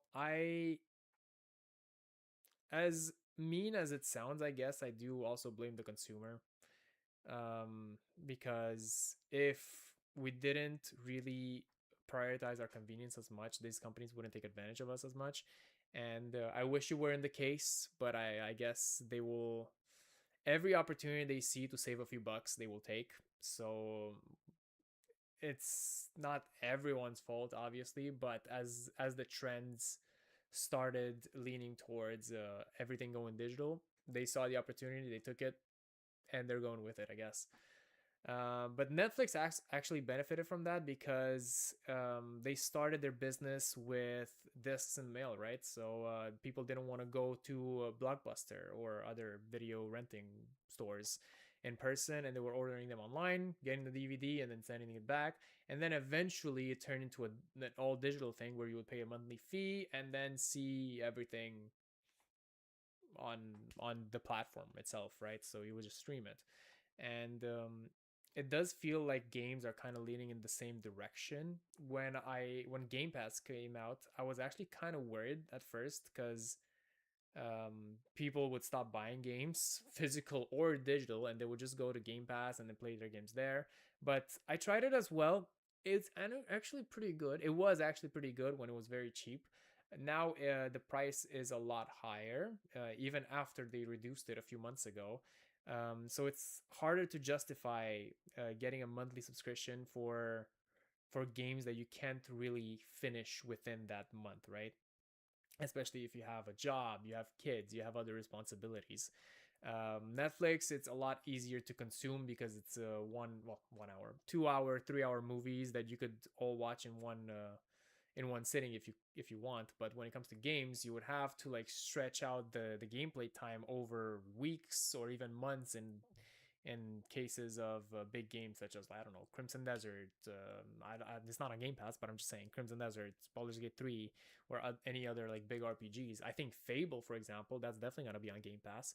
It's gonna take up a lot of time from people, and honestly, if it's gonna take you like 3 or 4 months to play a game to finish it, you might as well just buy it at that point. You probably save some money by buying it and not renting it on Game Pass. So I'm less worried about renting games on a monthly basis be the standard of the industry going forward, because I don't think it's really realistic. Plus, Game Pass obviously showed that it kind of failed at what it was trying to do. So I guess, unfortunate for Xbox, but I guess it's kind of a relief for gamers, I think. Am I wrong? Wait, let me just catch up with the chat. One second. I see a lot of black flags in the chat. Uplay was a thing. Yes, it sure was. Neither of the last two gaming PCs I bought had DVD drivers. Well, same for me.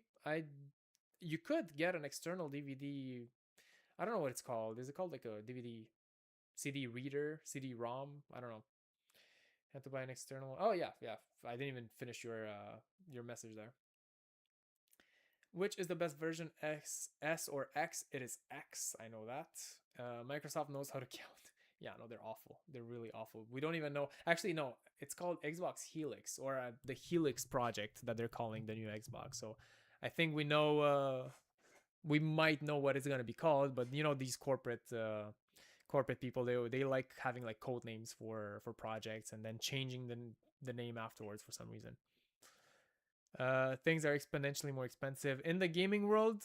Yes, in tech in general, because of AI and everything, RAM is ridiculously more expensive. So it kind of makes sense.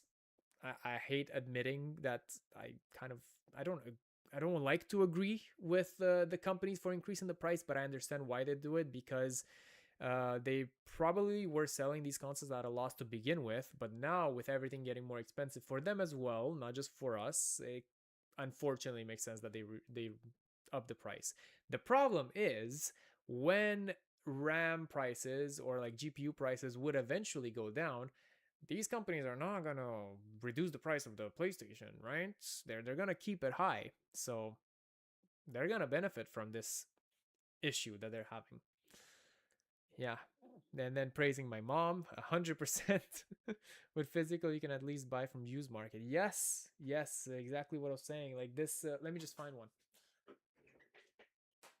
This game, not a good game, don't get me wrong, but this was $5. If you are willing to pass up this opportunity to like pay $5 for something that's gonna take you like an okay 20 hour to finish, why not? I haven't even played. I played it on PC when I bought it on launch. Can you believe I paid full price for Watch Dogs Legion? Oh my god. But also these two games, I love these two games. I didn't buy them from GameStop. It says here that it was recycled and you could buy it for like $70. I didn't buy it for $70. I bought it from Facebook Marketplace for $10. $10 each, $20. Are you kidding? These are amazing games. So Yep. That's where we are with digital. Well, physical and digital, and yeah. You still have your original Star Wars Galaxy CD set, which is required to use if you play on an emulator, not for the game. Yeah, I think that's how emulators work. I think I've never used it, but if you wanted to have like a PS3 emulator in your computer, you still need the disc, the PS3 disc, to put in your computer and then run it through that software, which is kind of cool. And I'm kind of, is it illegal to do that?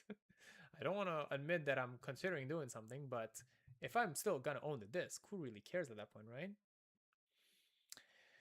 Digital only kills the resale market 100%. Prices will only go higher and higher 100%. With time, physical media will become a luxury. Yeah, I can't say that it is yet, because you can still find really cheap prices for now. But going into the future, I don't, for example, I'm thinking of if you ever want to buy a PS2, because I do have these two games. I bought them because I found them really cheap. This was $5 and this was 10. I think it's cheap. I don't own a PS2, but I wanted to have the games just in case. So I'm looking. I was looking.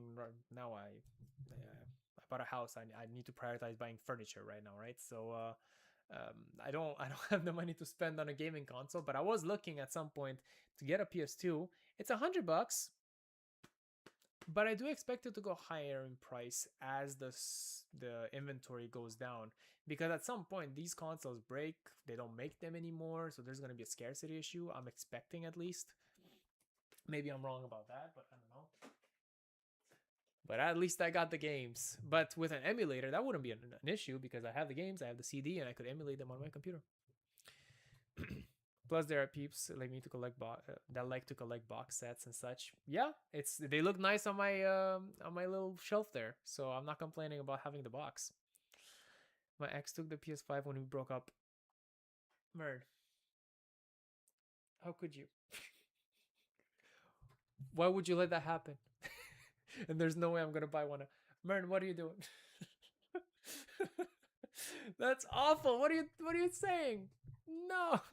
How much would a PS5 go, actually, a disc version, on Facebook Marketplace if I'm to look now without doxing my location? Let me check.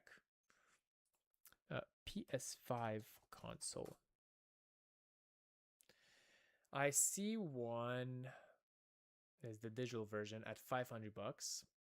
The disc version $600. It's still better than retail. That's Canadian, by the way. Canadian $600, but it is used, so that could happen.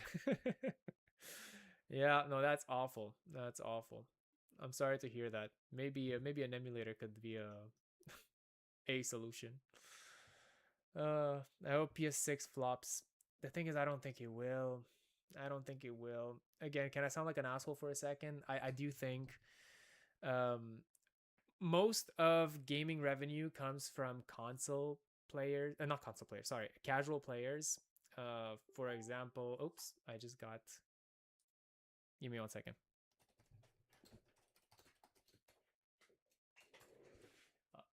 I'm gonna close the door here. So I was saying that a lot of the gaming revenue comes from casual players. So Call of Duty players, Fortnite, Roblox, like a crazy amount, sports games.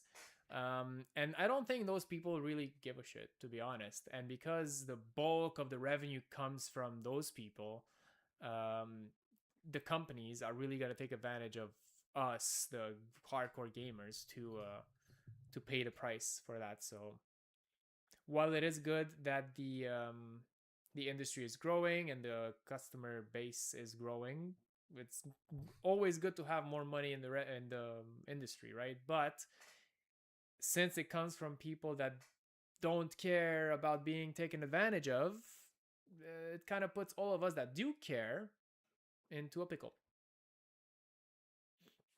So yeah, those gun and ball players. I know. Where else was I? Same as GTA 6's fault. Yes, I think the only I will still make an exception for GTA 6 because it will be such a big gaming phenomenon. Because it's so big, they could basically get away with anything. My biggest problem isn't really that they go digital only. My problem is that they don't go PC day one.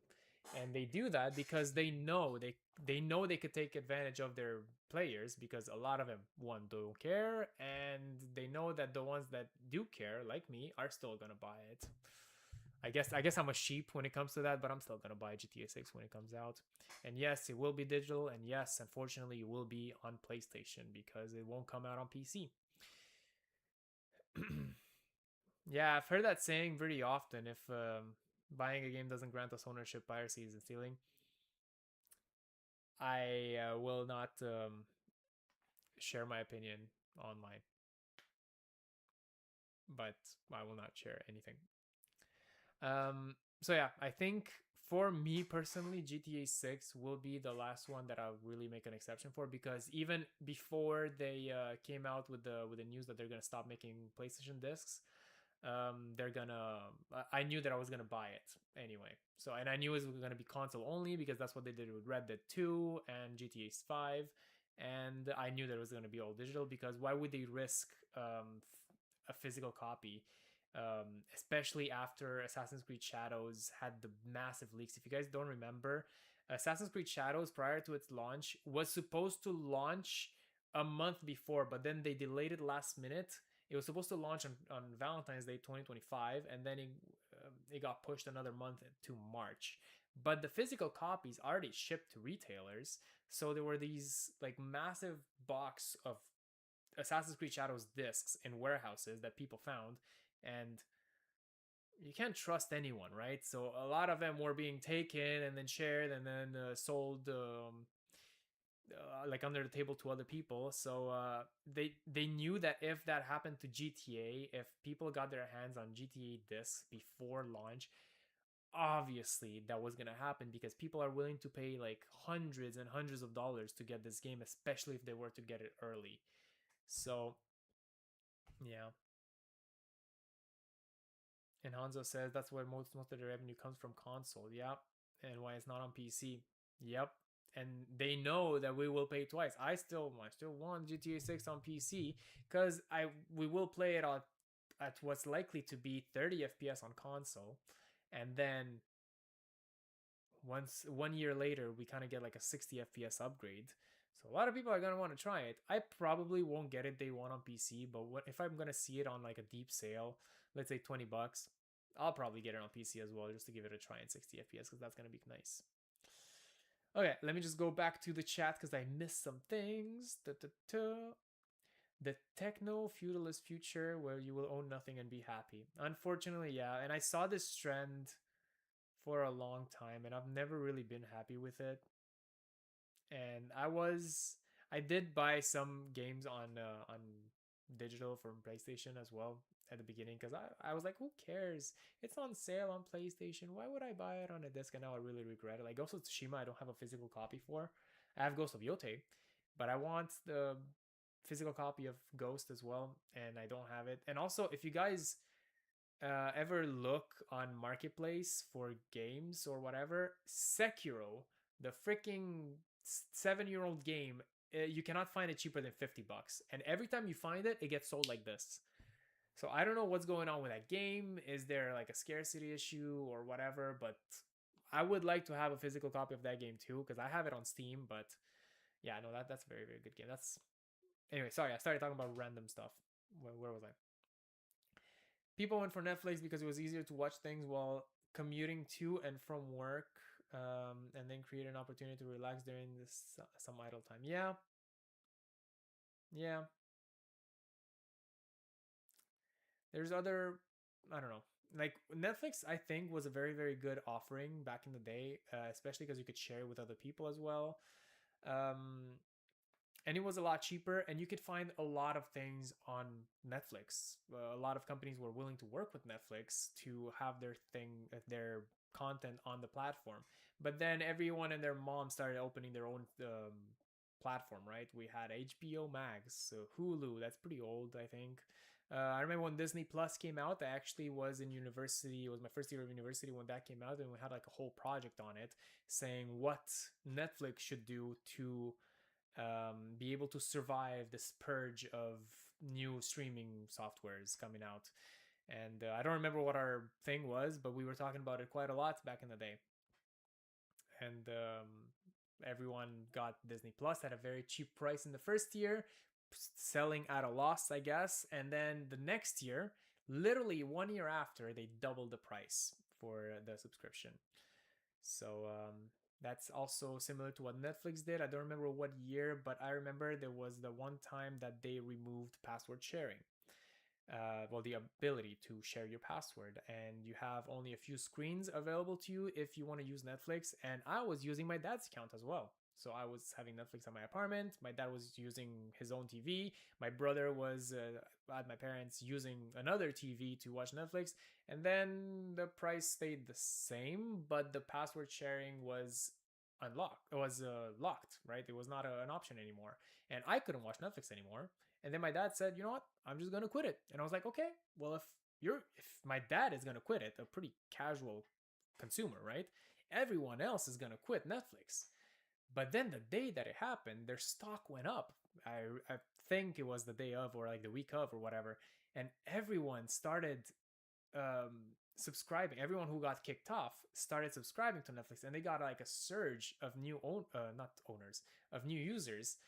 And that really pissed me off because I was like, "What are you guys doing? We're supposed to like not give them more money for pissing us off, but you guys are giving money extra because they're pissing you off." And then the prices went up. Actually, they stayed the same, but for the base version, they gave you ads. And if you wanted to upgrade to like a no ads version, you would have to pay more. And then the prices keep going up like this. But and another issue with that is as more streaming softwares came out, less content appeared on Netflix because they were going to their proprietary stuff. Like Harry Potter used to be on Netflix back in the day, and then it went to whatever Warner Bros has. So that's a thing. That's a thing. And I do kind of see that with gaming as well. Like the companies are pissing us off, and people are giving them more money. Sony is removing the ability to have physical games, and people are still probably gonna buy digital games. I don't think anyone. I'm very surprised that there's a lot of backlash on Twitter about it, but I don't think that it will be enough for them to actually reconsider to keep making physical games. Yeah. All right. Where was I? Game Pass is lazy gaming. I don't know. Game Pass is not that bad. It was good earlier on, I think, but it was bad for the company because the Game Pass was pretty cheap and they were putting games day one, which were very expensive to make or to make deals with, and it was definitely not sustainable. And we saw that, and we were seeing that right now with all the layoffs going on. So somebody's gonna pay the price at some point. So I'm not a big fan of Game Pass and all the push that they did, even though I can't really blame anyone for having used Game Pass when it was a better deal. Martin is saying Game Pass isn't good for how we perceive gaming. Consumption is much less deliberate, and it changes how you commit to playing games. When I had Game Pass, I knew that there were a few games on it that I wanted to play, and I was like, okay, well, I was unemployed at the time in 2023, and I was like, okay, well, I'll just pay a monthly fee, which was about $12, and I'll play as many games as possible because I don't have anything better to do anyway. I have a few job interviews here and there, but like other than that, I'm not working 9 to 5, so it's fine. And I got so much out of Game Pass because I was using it right. But did I really enjoy the games that I played on Game Pass as much as I would have if I owned them?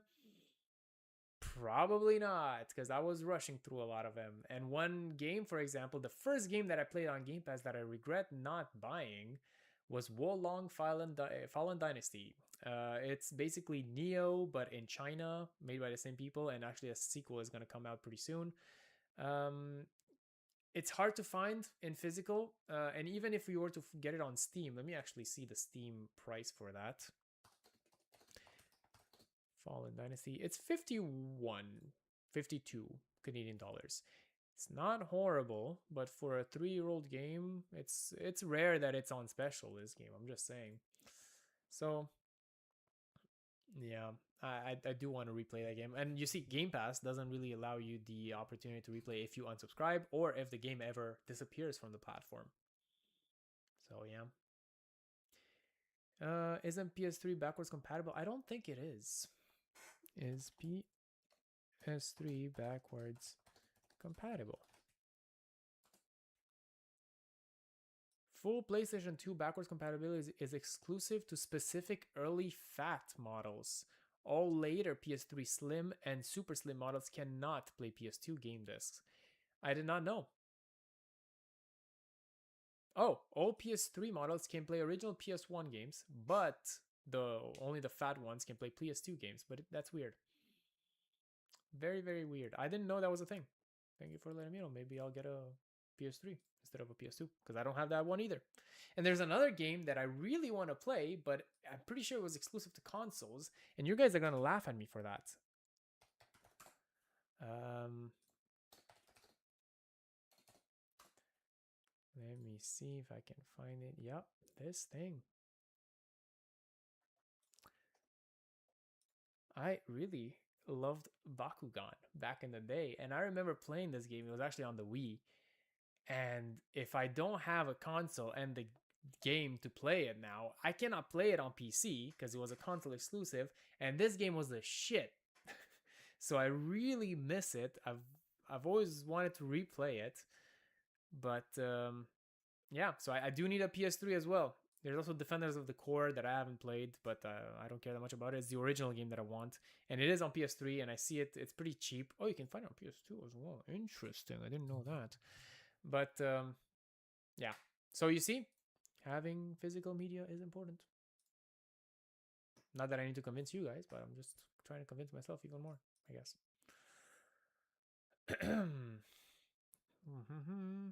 Unrelated, but do I have any pets? I used to have a ferret, but then ferrets don't live very long, so it did pass. It was a tough day.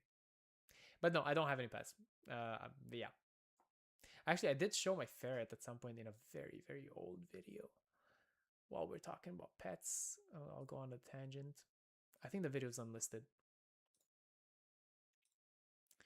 Let me see here. It was a video where I was making guacamole.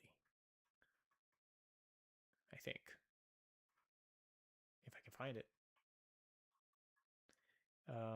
I removed the video. I removed the video. Yep, that's that. Wait, there's no way. There's no way. Let me just see it within my YouTube analytics content page, whatever it is. Yeah, I don't see it.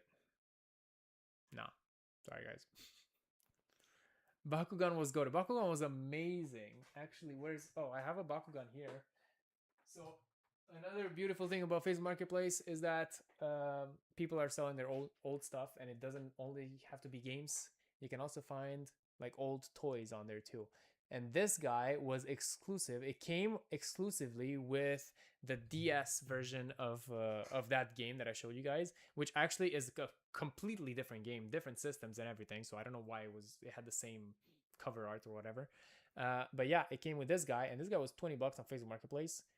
And I know it's a stupid purchase. I will never use it to like play with or whatever, but it's a cool like limited edition thing.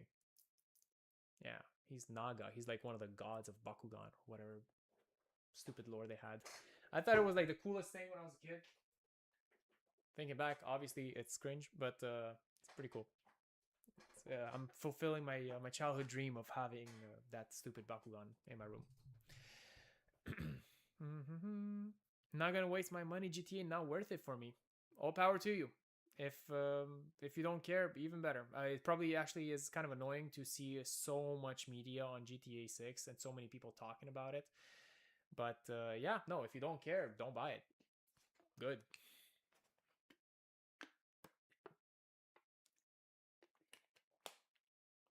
Saying this while having a profile pic of a dog is crazy. It's like a dog is investigating you. Actually, yeah. The dog is smelling me to see if I smell like any other pets. I think it's universal with FromSoft games. What were we talking about? Oh, FromSoft being expensive. Probably. Actually, no. Elden Ring is very cheap. If I am to look for PS5, there was a guy that was selling it at first for $10, and it was sold obviously because who's not gonna buy Elden Ring for $10? But then he said, well, my friend is selling it for $20. I'm like, nope, $20. I can find it somewhere else as well. PS5 Elden Ring. Let me see if I can find it cheap. 25. I can see it 25.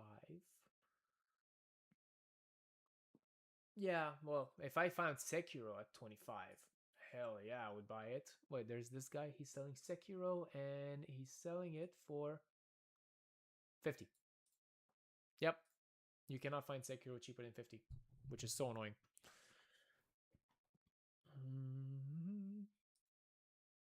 You just can't get a discount more than 50% for Souls games. Yeah, well, it depends. Depends which games. Yeah. People always try to boycott the companies, but it hardly ever works. No, people are actually boycotting Sony right now by canceling their Sony PlayStation Plus subscription. But even analysts are saying it's not going to make a dent. And it sucks for us. We don't have any power. Technically, we do have all the power, but not everyone is going to really boycott. I'm not boycotting for the sake of boycott personally. I just don't want to be helping. For my personal like feeling, I guess I don't want to like help Sony do that. It's not because I'm expecting everyone else to do it as well and then hurt the company completely, because I know they're not going to care about the money I give them, because I don't really give them that much money, especially if I buy my games from Facebook Marketplace, like I said. But yeah, if I am to buy any more games on PlayStation, it's definitely going to be on the second hand market. Like, for example, I'm still excited for Wolverine, but I'm not going to play it when it comes out. I'm not going to buy it from GameStop. Not that I want to hurt GameStop, but if GameStop makes money, Sony makes money. Thing is, if I buy it a few months after it comes out for $30 on Marketplace, I'm just helping a guy out who already finished the game. Sure, he did support the Sony himself, but I'm not going to support him with like the $30 that I'm not going to support Sony with the $30 that I'm going to give that guy. I'm just helping him. So if anything, he got a discount and I got to play the game. Yeah, secondhand market. They really want to get rid of that, and they want to like have more control over the distribution of their digital games. So not around here, partner. Not around here. Just lately, I heard Sony cut the price of PSN to calm people concerning. Really? I did not know about that. PSN. Did anyone actually get a 50% PS Plus discount when canceling? Oh, so a guy on Reddit is saying that when he canceled, he got a half price deal. Interesting. So scammy, man. I remember when I canceled my internet service provider, I found another service provider that was offering the same thing for half the price. And then I called the guy, my original service provider. I was like, I would just like to cancel my subscription, my internet. And he was like, what if I double your speed? I'm like, no, fuck you. You could have doubled my speed like months ago. You're not gonna, no, just cancel it. I don't care. I already signed with the other guys. So it's so annoying when they want to like still catch you, give you like a little gift for being rude to it. I hate that. Like I really, I don't know. don't get me started on that. Let me see. Where was I before I lose all my mind?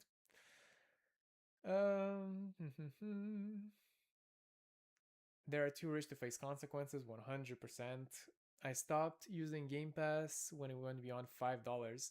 Back in the day, the first month was $1. So the game that I was talking about, Wolong Fallen Dynasty, I paid $1 to play that game, to rent it. Actually, it took me less than a month to finish it, so I played another game for that $1. That was the best dollar investment I've ever made. Johnny Silverhand was right. I don't know who Johnny Silverhand is. What am I missing here? Oh, Cyberpunk. Okay, I'm not gonna... Cyberpunk is one of these games that I cannot wait to play, but every time I get ready for a long gaming session, I guess, another game comes out. By session, wait, let me start it again. Every time I have like a few weeks to play a game, to start a long game that I'm actually gonna like immerse myself into, a new game comes out. Right now, I just finished, I finished Crimson Desert, which took freaking forever to finish. Then I played a little bit of Jedi Survivor, and then the day after I finished Jedi Survivor, Assassin's Creed comes out. So I'm gonna play Assassin's Creed. I really should play Cyberpunk. It looks so cool. I'm actually moving to Canada soon. Any survival advice for me? Turn back. No, I'm kidding. Canada's pretty chill. It's just very cold in the winter. Just super cold in the winter. It really depends where you're moving. If you're moving in Quebec, freaking learn French, man. It's you cannot survive with... Well, you could survive with only English, but you don't want to. If you're moving to Ontario, you probably already speak good English, so you're fine. There's not much. There's no survival anything. Like, people here are pretty open. There's some racism that you see, but it's mostly online. Like in real life, I don't think people are actually really racist, but yeah, because there's a lot of immigrants coming in, and especially because they work like service jobs, right? So they're very like client facing, so it's easy to shit on people that you see. Yeah, you're not gonna shit on people working at an office because you don't really know who they are. You're not gonna be like, oh, this group of people, this group of minority is very annoying because they're doing this in the background. I don't see them, but it's easy to say this group of minority is annoying because they're making my coffee badly. Anyway, that's Canadian racism right there. That's the main issue I would see Canada right now. And also get ready to pay taxes because that's most of our money goes to taxes. So great. Sony stock actually went up during this whole discussion. I saw. Oh, it's down today. Pretty down today. Actually, it's not that high. It was high here, right? When they were talking about, oh, here. So end of June, beginning of July, yeah, it went up. Not too much, but it went up. It's annoying that it did. Now it's back down. So yeah, we're winning, guys. We're winning. How did it go from Skyrim to racism? Hey, there's a lot of racism in Skyrim, okay? But that's good racism. Makes you immersed. Mern, I know you played Cyberpunk. I saw you on Discord that one time. I know I have to play it. I know. I keep putting it off. I wanted to play it in 2020, but then you guys know what happened in 2020 with Cyberpunk, so I didn't really want afterwards. But then Phantom Liberty came out, and I had to choose between Starfield and Phantom Liberty. So I've chosen Starfield.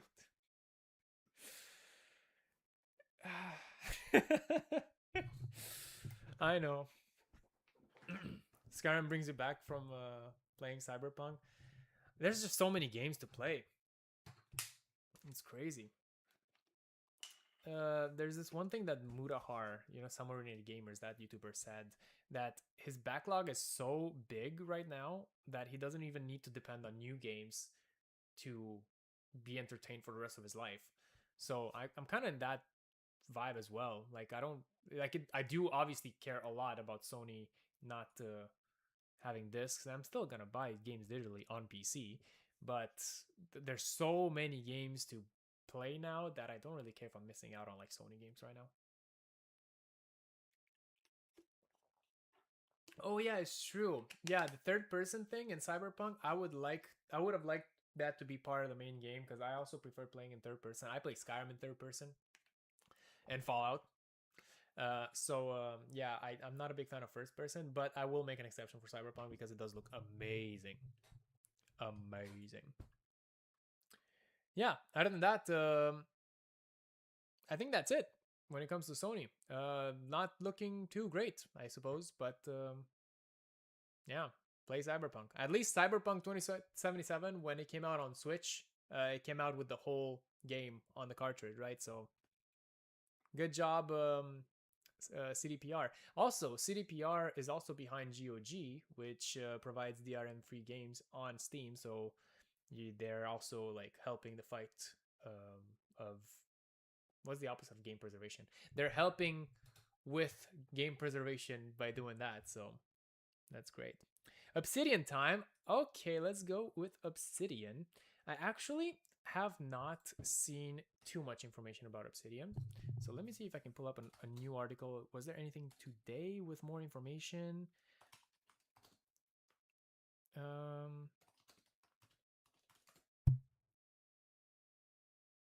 2 days ago. From PC Gamer, Bloomberg.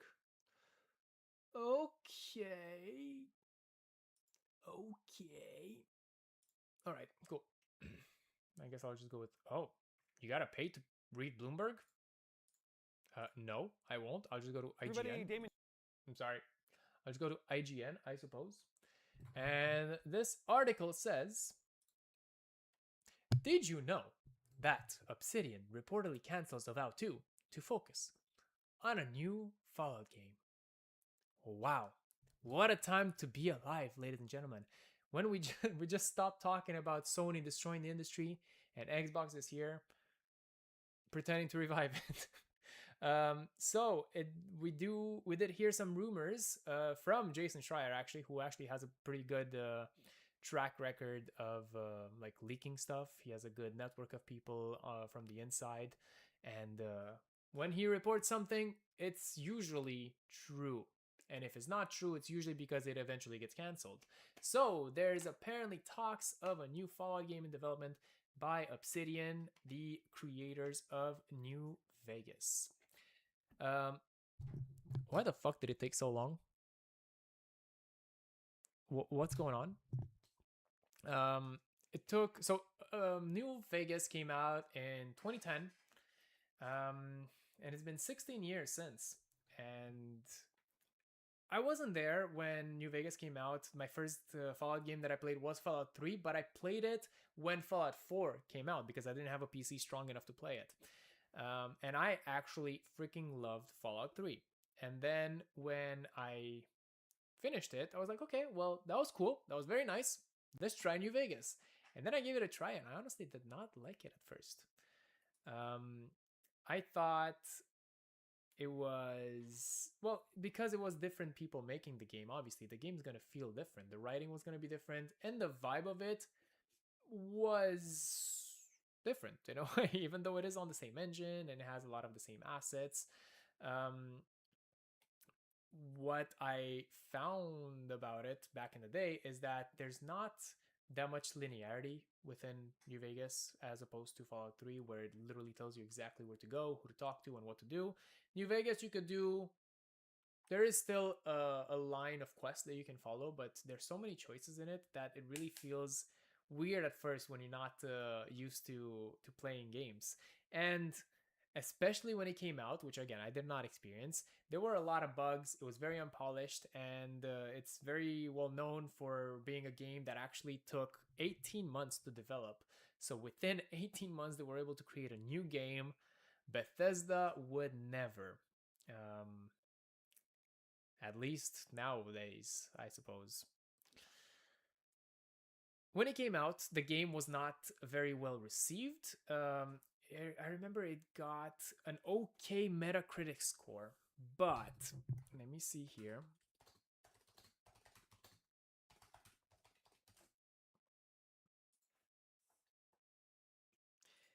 There was this talk, this agreement with Bethesda that if they were to reach an 85 score on Metacritic, everyone would get a bonus.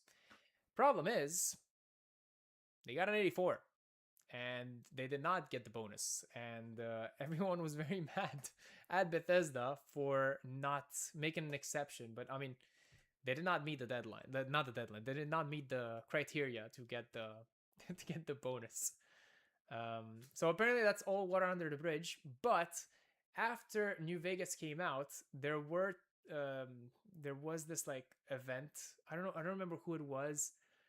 Was it Josh Sawyer? It might have been Josh Sawyer that said that Bethesda actually gave a whole on PowerPoint presentation with everything that Obsidian did wrong with New Vegas, and they were basically like scolding him, like Big Brother Bethesda, like saying like, no, you did this bad, this bad.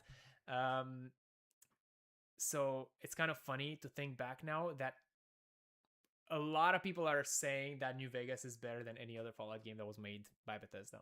And people have kind of like slowly started changing their opinion on New Vegas from 2010, when it was not very well received, to being a fan favorite. I'd be mad too. I would probably be mad too, but at the same time, unfortunately, it's fair. So I don't know. It was written 85, they got 84. Yeah. So there was this weird shift within people's perception on New Vegas, and it's funny because Bethesda kind of had the same type of shift, but not in the way that they were thinking, but in the way that they were trying to be perceived. So everyone was saying in like the late 2010s that Bethesda is like super salty about New Vegas being loved now, and in the early 2020s actually. But when the Fallout TV show came out, Todd Howard was going on shows saying like, "Oh, people forget that we helped develop that game. We published it. So New Vegas is part of our portfolio as well." So they're kind of like trying to get credit for it retroactively, even though before they were like scolding Obsidian for making a quote unquote bad game and telling them everything that went wrong with it. But anyway, so that's the tangent where we are. So that's the story of New Vegas. They did fix a lot of the bugs that were there at launch, so the game did objectively become better. But I don't know if you try to play New Vegas these days, it's pretty bad, and it's not very compatible with the latest version of Windows, and it does crash still. But I mean, what creation engine game doesn't crash at this point? So, where are we now? So they are saying that Obsidian cancels Avowed 2. So last year, Obsidian actually came out with 3 video games. There was Avowed, there was Grounded 2, which was I did not even see coming. I did not play Grounded 1 personally, but I did not expect it to have done so well that a sequel would come out, let alone that a sequel would do so well as Ground 2. And then they also Grounded 2, and then they also had The Outer Worlds 2, which I actually made a video about, but I unfortunately did not have the chance to finish because I was knees deep into Kingdom Come Deliverance 2. So if I had to choose between the two, I went with KCD. But apparently that was a very, very good game. But because of all the drama that went on last year with Xbox trying to market it as an $80 game, it was like the first full-on game that would be $80 for Xbox. People didn't really vibe with that, and they were kind of like giving shit to Obsidian when it was just that was an Xbox decision. And not a lot of people played The Outer Worlds 2. So that's kind of sad to see when apparently it is a good game. Again, I haven't finished it, but from what I played, it was pretty decent. Better than Avowed. I personally did not like Avowed. I thought the writing was lame. It was boring. I would not really pay attention to their conversations. The gameplay, the movements, and the animations were actually really, really good, in my opinion, but the exploration was not that fun. There's many things that I could say about Avowed, but it was still an okay game, but it did not really perform, especially considering that it was in development for many, many years. Originally, it was supposed to be a multiplayer game, like a 4-player co-op, but then they shifted, went to a purely single-player game, and you can kind of see the elements of it that were still multiplayer. NPCs are not really moving around as much as they would have in a normal single-player game. Anyway, there's many limitations like that within the game. We could talk about this for hours, but they apparently wanted to make an Avowed 2 for some reason when it was not super well received by a lot of people. There were there was a lot of drama with it as well within the culture wars, those like right-wing YouTubers and everything saying that like the game is woke and people should like stop playing it and whatever. So there was a lot of negative discourse from all kinds of aspects of all kinds of like corners of the internet. So I was really surprised when they said that Avowed 2 was in development for some reason. But apparently they canceled that. Thank God. And they're going to work on a new Fallout game. There's not much that we know about this game, and I'm not really sure if they confirmed if it's a new game or if they will basically remake New Vegas. I'm leaning more towards, I'm reading the article as I'm talking right now, but I'm leaning more towards it being a new game, similar to New Vegas. But at the same time, I can also see the benefits of making a remake of New Vegas because, as I said previously, the game doesn't run very well. It's not easy to get running in the first place, and then playing it, it's not very casual gamer friendly. So anyone that would like watch the show and would want to try out the game themselves wouldn't really vibe with the game as much as they would with Fallout 4, for example, or something even more modern. We don't have a modern Fallout game. We haven't had a good Fallout game in over 10 years now. I would personally say that Fallout 4 is pretty good. Fallout 76, we don't really want to talk about, but yeah. What do you guys think about this? And what what do you know that I have not mentioned so far? I did ramble for so long. I don't even know if I really got any point across, but yeah. Oh, Hanzo is saying I didn't really like Avowed. Yep, me neither. Wasn't really great.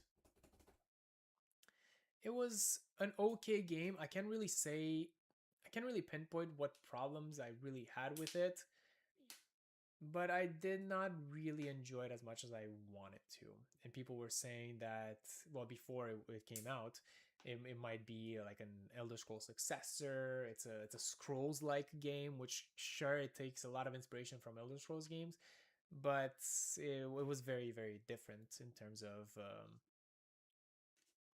not the layout of it, in terms of the whole game design. A lot smaller, and a lot lamer, if you ask me. Let's actually while I'm here, let's actually watch this video from IGN. Can we do that, or is that like copyrightable? I don't know. I want to see what he says at least in the first minute. Here in today's gaming news, Obsidian is apparently working on a new Fallout game. Its software is gutted, and layoffs at Bethesda put a strain on development of Elder Scrolls 6. This is your daily fix. Okay, the music I don't trust. Obsidian has scrapped plans for Avowed 2 and other unannounced projects to focus on a new Fallout game led by Josh Sawyer. Sawyer was reportedly... That's another big thing, is Josh Sawyer. It's a big name within Obsidian. ...working on a different RPG that was structurally similar to Fallout prior to this. Was Josh Sawyer the guy that made Pentiment? Pentiment game director. It is Josh Sawyer. Okay, so I remember hearing stuff that Josh Sawyer really wanted to make Pentiment, which is like this interesting 2D RPG, medieval style RPG. And he was like basically threatening Xbox, saying that if I don't make this, I'm out. And they really wanted to keep him. And he got to make his game, which was pretty well received critically. It didn't make a lot of money, obviously, but it was kind of like a passion project. So the guy's passionate and he knows what he's doing. So that's a very, very good sign. He also served as lead designer and project director on New Vegas, one of the most beloved games in the franchise. Hell yeah. Bethesda, the studio that has overseen the Fallout franchise for nearly 2 decades, will work with Obsidian on the project. A small group of staff will continue to tinker with... Okay, I see this. They also said it in a video. Sawyer was reportedly working on a different RPG that was structurally similar to Fallout prior to this. And they basically said, you know what, instead of making this Fallout knockoff again, why not make the real thing? So that's cool. Avowed 2, with the hopes of reviving the project later down the line. The news comes as part of Xbox's big reset, which has resulted in thousands of layoffs. The news of a new Fallout from Obsidian is likely very exciting to fans. New Vegas is a fan favorite entry in the franchise, and the IP hasn't had a new mainline single-player game in over a decade. Fallout 4 was released in 2015, and a few years later we got Fallout 76, an MMO-style game set in the post-apocalyptic universe. A live-action Fallout TV series has also been ongoing on Prime Video. So, better late than... It's kind of interesting to see. Basically, when Asha Sharma, the new CEO of Xbox, came in, she basically came in and said, "What are you guys doing? What are you doing?" So you have an award-winning show. A lot of people are watching it. A lot of people are craving more Fallout. Why the frick is no one working on a Fallout game? And if you think about it, like, logically, yeah, why is no one working on a stupid Fallout game? But thank God that is the case now, I guess. I don't know. Never for new single-player Fallout, I guess. I have to agree with IGN commenter Horror-Dora, who said, "The fact that this wasn't done 2 minutes after Bethesda was purchased is wild."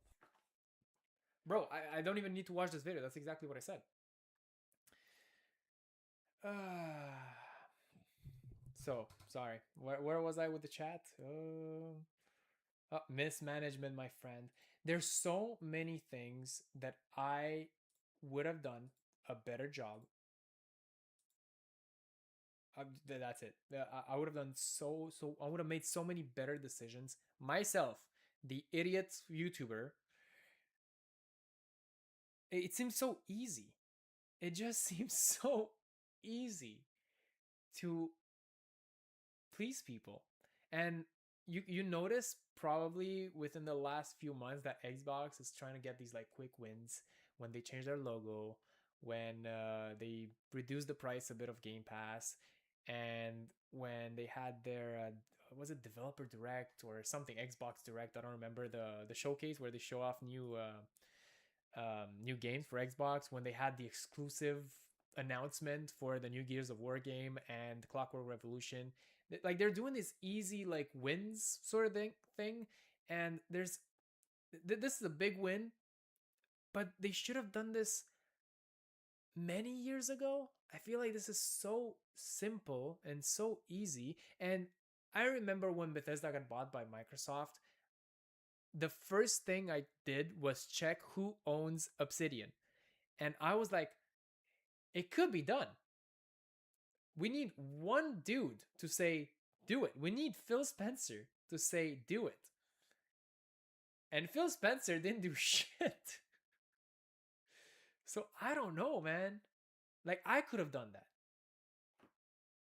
I think, look, not to toot my own horn here, but man, Xbox, hire me. Like, I could do a better job than Phil Spencer. Are you kidding me? I'm kidding. I know there's a lot of aspects of the job that like I would not be able to do. But, like, this seems so simple, man. Even Todd has softened his stance on New Vegas with the season 2 of the show. Yeah, exactly what I said. Like, oh yeah, we published this game, guys. Like, we know what we're doing.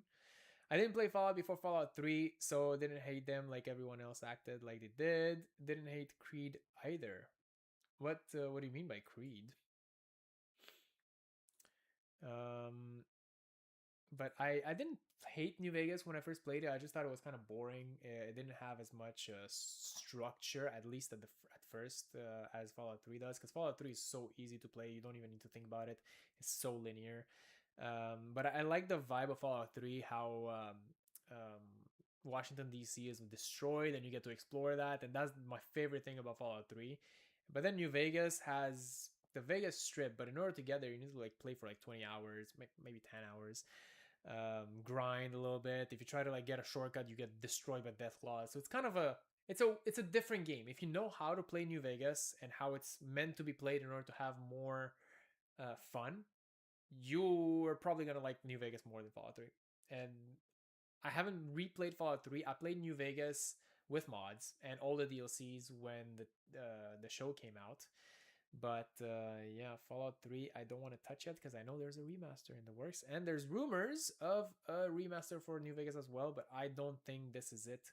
If they are gonna go back to New Vegas, if Obsidian's gonna go back to New Vegas, it will probably be a ground up remake.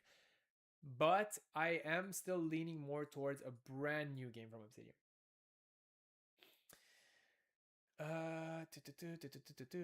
Avowed was a huge flop. Yep. I also heard rumors of a Morrowind remake. I heard rumors too, but I personally do not believe them. Not yet. There's nothing too concrete because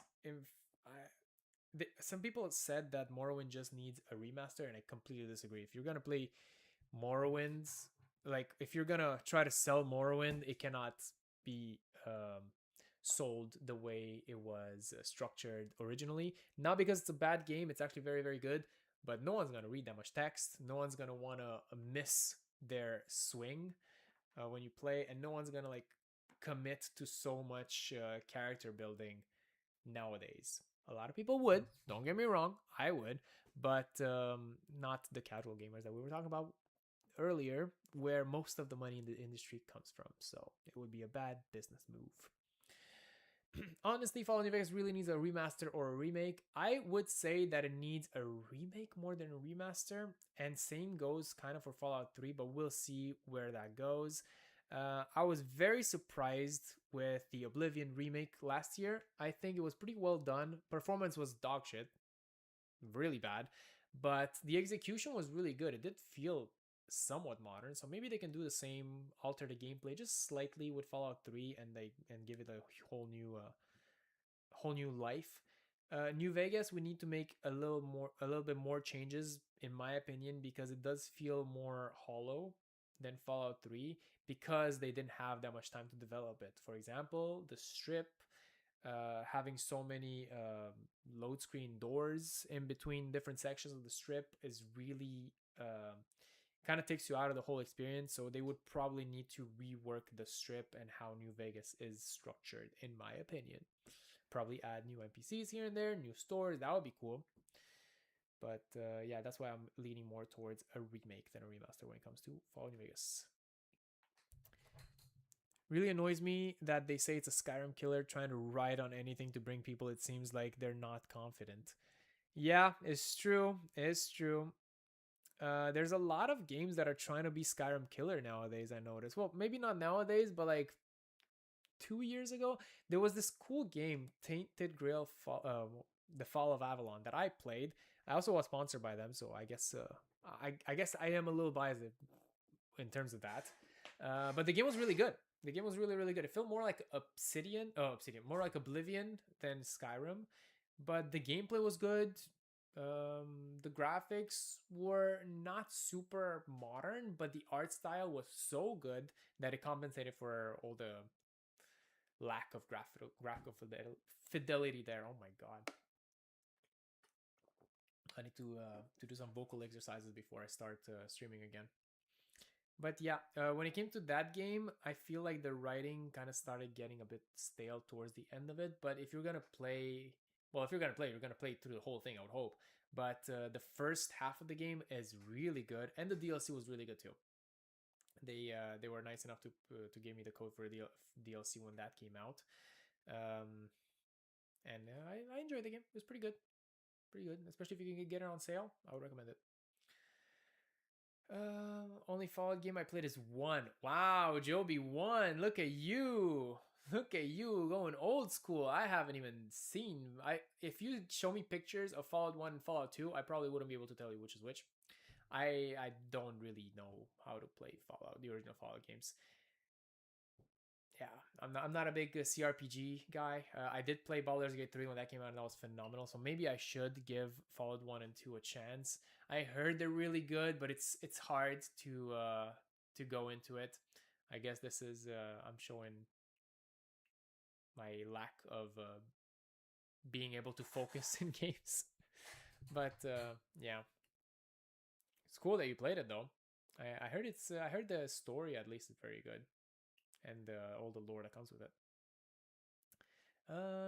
Y'all don't even want to hear my story from like 2007 about the Oblivion Killer 2 Worlds.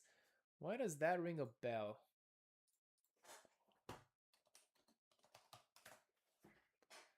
Oh, I've seen this. I've seen 2 Worlds, I think. I've never played it. Okay, that looks just like Oblivion. I keep messing it up. That looks just like Oblivion. Except the HUD, obviously, but like the house. Looks kind of cool. What was wrong with this? Looks pretty cool. Does anyone remember 2 Worlds? Anyway, that's a whole different subject, but that's pretty cool.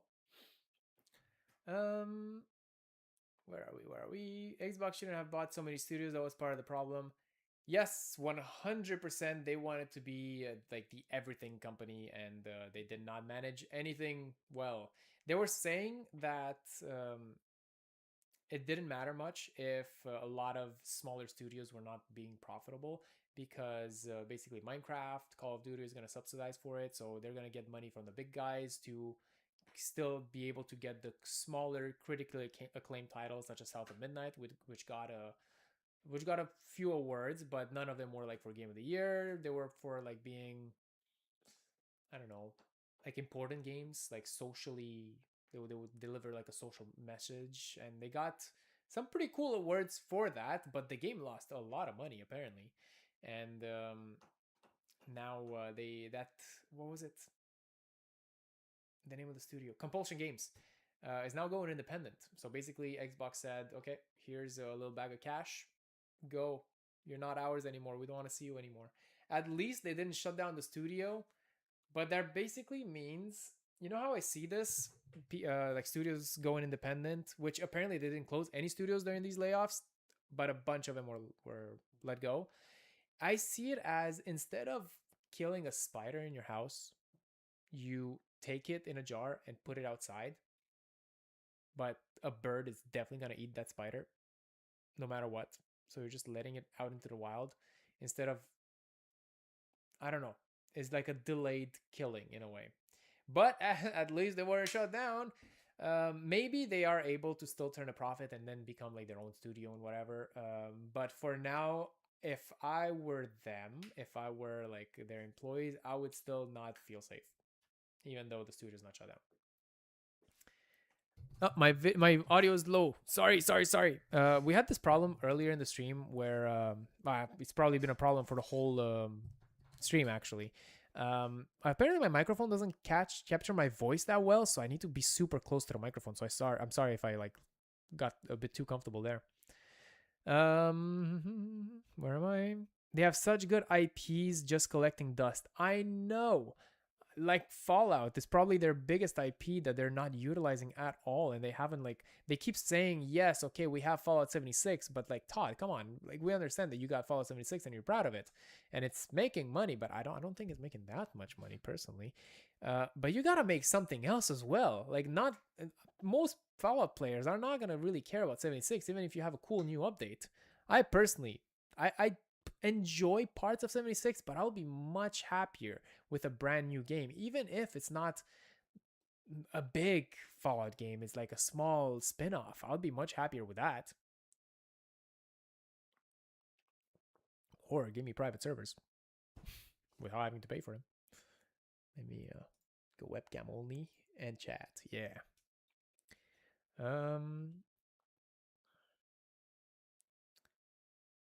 Okay, so sorry, audio's voice. I'm sorry for that. I'm back to the microphone.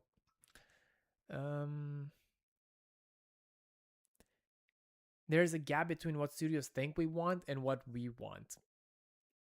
I don't think that's all that there is. I think they don't care what we want. Like, I think they know that we want a new Fallout and they know that we want a new Elder Scrolls. But like Todd Howard put it, I don't think it's bad for people to miss things. So I don't really think they care that much. And that's the case with Bethesda at least, but I'm thinking about other studios. I don't know what else, what big IP, big Xbox IP that hasn't been used in a while. Like they keep wanting to sell us other stuff, like live service stuff. Oh, okay, it's not an Xbox example, but I personally, and laugh at me all you want, I am a big fan of this game. Laugh at me all you want, and I know this is Sony and we have other beef with Sony, but you guys know what game is coming out next from this from Guerrilla Games, from this studio. It's not Horizon. This is Horizon 2. It's not Horizon 3. It's Horizon Hunter's Gathering. So they're taking an IP that I personally like. There's a lot of bad things about Horizon. It's not the greatest IP ever, but I thought it was cool enough to be a fan.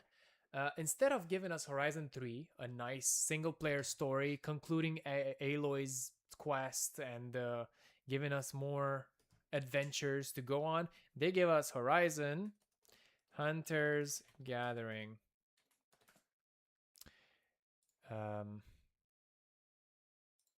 This thing. Thing is, the moment you see this shade of purple, you know the game's gonna be bad. And I have a perfect example right here. The moment you see that shade of purple, it's gonna be bad. So this game is a 4-player co-op live service game. Apparently, it is very, very expensive to develop.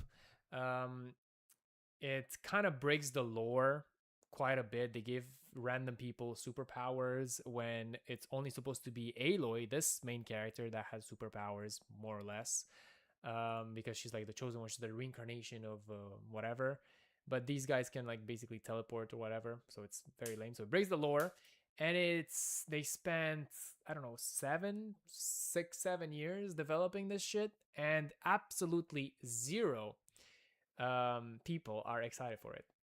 Absolutely zero. So that is how Sony at least is using their IP. There were also, well, it wasn't rumored, it was leaked, that there was a God of War live service game that was in development that basically got canned. There was the not the Life of Us, the Last of Us live service game that was canned as well. Thank God. So yeah, and basically Fallout is doing something similar with 76.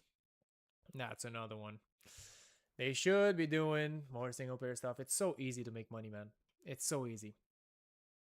I don't understand why they keep not understanding this. What else? What would I like in Fallout 5? Man, I have a lot of things. A lot of things. I would like, honestly, more of the same. I want it to be polished, but not too polished. I want more RPG-ness than Fallout 4. I just want to explore the wasteland and just vibe. That's it. I'm easy to be pleased. I have yet to play any Fallout game. Okay, that's banned. Banned. Don't ban me. No, you should. You should play a Fallout game. The more you wait, the harder it will be to go back, though, because the games don't really age very well. Unfortunately, I still love them, but ooh, some of that gameplay, like it was Fallout 3 and New Vegas especially, even when they came out, they were pretty dated in terms of gameplay. They should make Morrowind as an isometric. I wouldn't even hate that. I don't know if I would hate that. Because, I mean, I would still prefer like the typical Scrolls-like experience. But when it comes to Morrowind, like there's so much dialogue in that game. There's so much, there's a lot of choices to be made, a lot of customization for your character. I wouldn't hate it.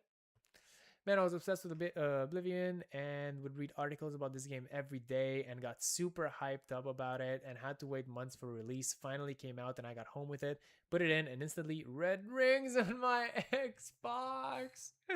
No, I had the red ring of death as well. I was playing GTA 5 when it happened. And I thought it was my brother that broke it because I was playing with him. Like, he was watching me play while I was, like, driving in GTA. And then it just randomly shut down. And then when we tried to, like, turn it back on, we got the red ring. I feel the pain. Don't worry. You're not alone. They don't want to get their hands dirty. Are you talking about recently remaking my using BFCO? Hey, BFCO, very good. I like BFCO. Never played it, but heard good things about it. I don't remember what I was talking about when that chat came out. I never actually tried it. Is it good? Dragon Age Veilguard. Wait. What are you talking about? Are you talking about Horizon? Horizon. I would recommend it if you like the recent Assassin's Creed games, or it's not as deep as The Witcher, but it takes a lot of inspiration from The Witcher in terms of world design and how you explore the world. I think it's good. It's don't expect a good story. It's okay, right? But I mean, imagine like you're a tribes woman and you're shooting robot dinosaurs. The vibes are there, you know. If you just want a good game for the vibes, I think it's there. The story is okay too. It's not bad. Someone said Dragon Age Veilguard. Danilo said the Dragon Age Veilguard. I think that was before I showed the Dragon Age Veilguard. And that too. Dragon Age, such a badly managed IP, because the first one was incredible. The second one was a good story. The game was meh. Third one, Inquisition, a lot of people liked. I personally didn't. But then Veilguard, oof. Hey Gwen, how you doing? Sorry, I totally missed your chat there. Purple. Veilguard was so awful. I tried to play it several times. I 100% at Veilguard. Not because I thought it was good, but I was going through a phase of gaming where every game that I played, I would have to 100%. And I knew that I'm probably never going to touch this again, so might as well just see everything right now. Yeah, no, it was not a good game. It was not the worst game I ever played. There were very good parts of it. Like, some aspects of the game were really good. The cool spectacle. Some of the lore was really cool, but the way they talked, man, and the companions were so bad, and Okay. Don't say those numbers so close together, mate. I can't take it anymore. The fact that you have 2 6s in your name and you don't have a 7 following is a crime. How much anyone want to bet it's Concord 3.0? Honestly, okay, I watched this guy. His name is Luke Stevens on YouTube. Pretty big YouTuber, 500,000 subscribers. He said that he had some people contact him working at Gorilla and saying some really bad things about the game. He did not say what it is because he's waiting for other people from Gorilla to come out and confirm, basically, because I could go in his email box and just like type whatever I want. I'm be like, oh, I work at Gorilla and there's some really bad things going on. So he wants to have like a second person that he could compare the information with. Apparently, it's looking worse than Concord, from what he heard. So it might be worse than Concord. Concord was crazy already. Concord was the biggest entertainment flop in history, if you think about it. Because there's no movie that lost so much money. There's no other game, obviously. It was basically, how much was it? Like 400 million Concord budget. 400 million, almost $500 million. 400 freaking million. And it got zero money back. Absolutely zero, because they had to refund everyone. That's hilarious. That's so funny. All right. Velga feels like a fanfic written by a teenager with poor writing skills. 100%. So juvenile, like playing an anime app game. 100%. There were lots of mods that bring a more... Oh, okay. We're talking about Fallout 4 now. Lots of mods that bring a more RPG experience to Fallout 4, like Tales of the Commonwealth, Sim Settlements. I have not played Sim Settlements, but I heard so many good things about it, and I kind of want to do like a whole Fallout 4... not replay, but I want to go back into my own world where I already built my settlement, my main settlement, and then I want to get Sim Settlements, play through that storyline, and then obviously use all the settlement parts for a whole new city. So that's on my list. We're talking about like a big backlog. That a mod is on my backlog, so it's crazy. You're talking about hearing good things about Horizon and how Dragon Age Veilguard had that very shade of purple. It's so funny, that shade of purple. You know what other game has a shade of purple?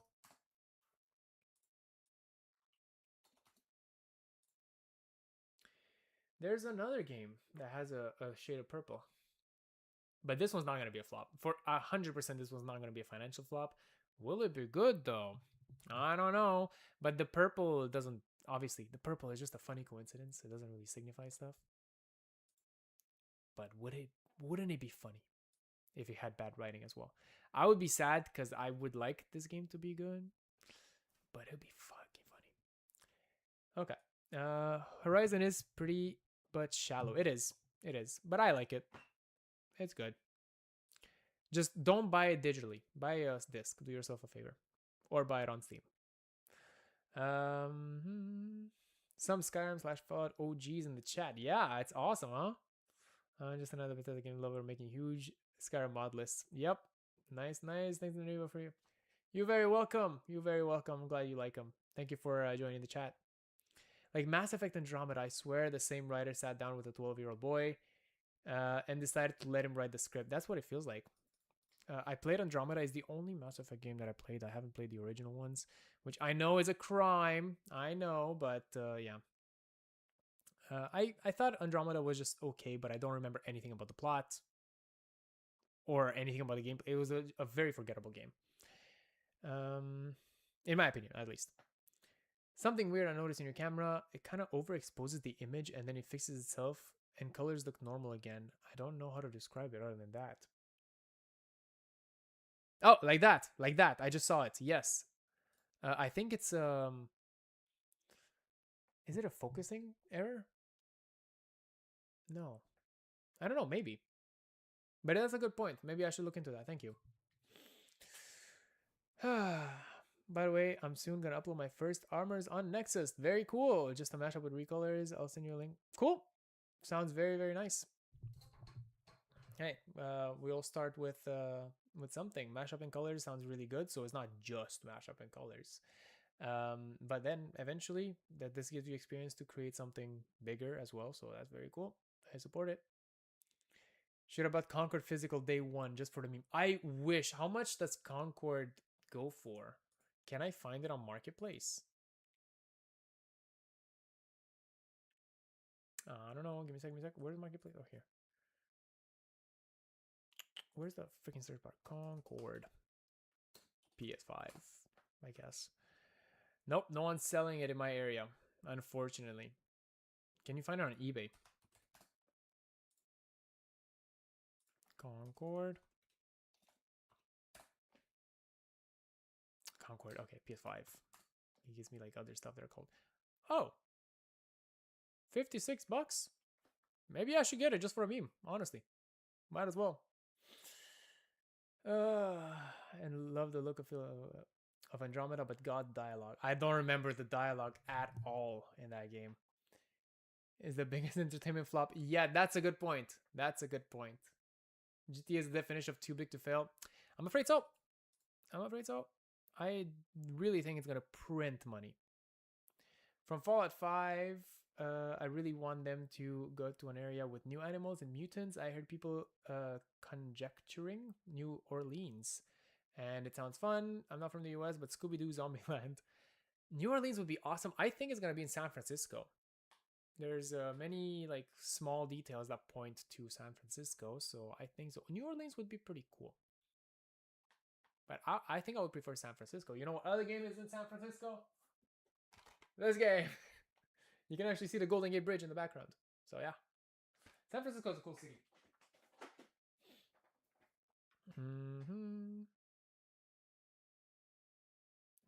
The purple feels like a threat towards us. Yeah, honestly, it feels like a warning more than anything. I also want them to expand on the companion mechanic. Yes, I would love that. The romance parts as well. Yes, I would love that as well. What?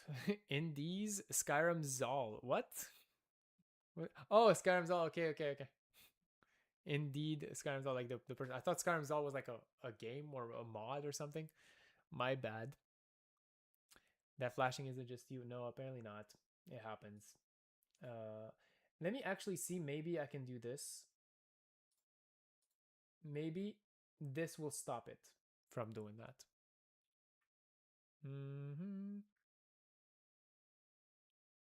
Where was I? Okay, you heard about a guy called Goliath. No one is too big to fail. I don't think GTA 6 will fail regardless. The bigger they are. Well, I don't think GTA... No, the flashing still happens. God dang it. I don't think GTA will fall no matter what.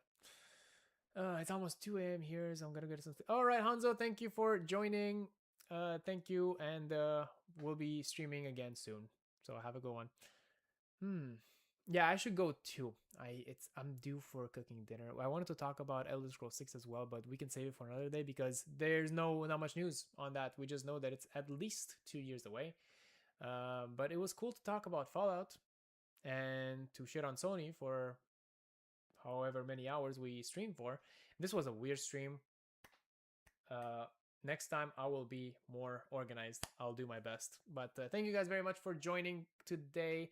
It was awesome. And I'll see you in more videos soon and more streams. Now that I have a new office, we're definitely going to have more streams. So yeah. And also, Mern, nice to see you. Been a while. And J Serpa as well, if you're still here. The possibility for test 6. I know, we can talk about that next time. There's a lot that we can talk about Elder Scrolls 6. All right. Well, that's it for me.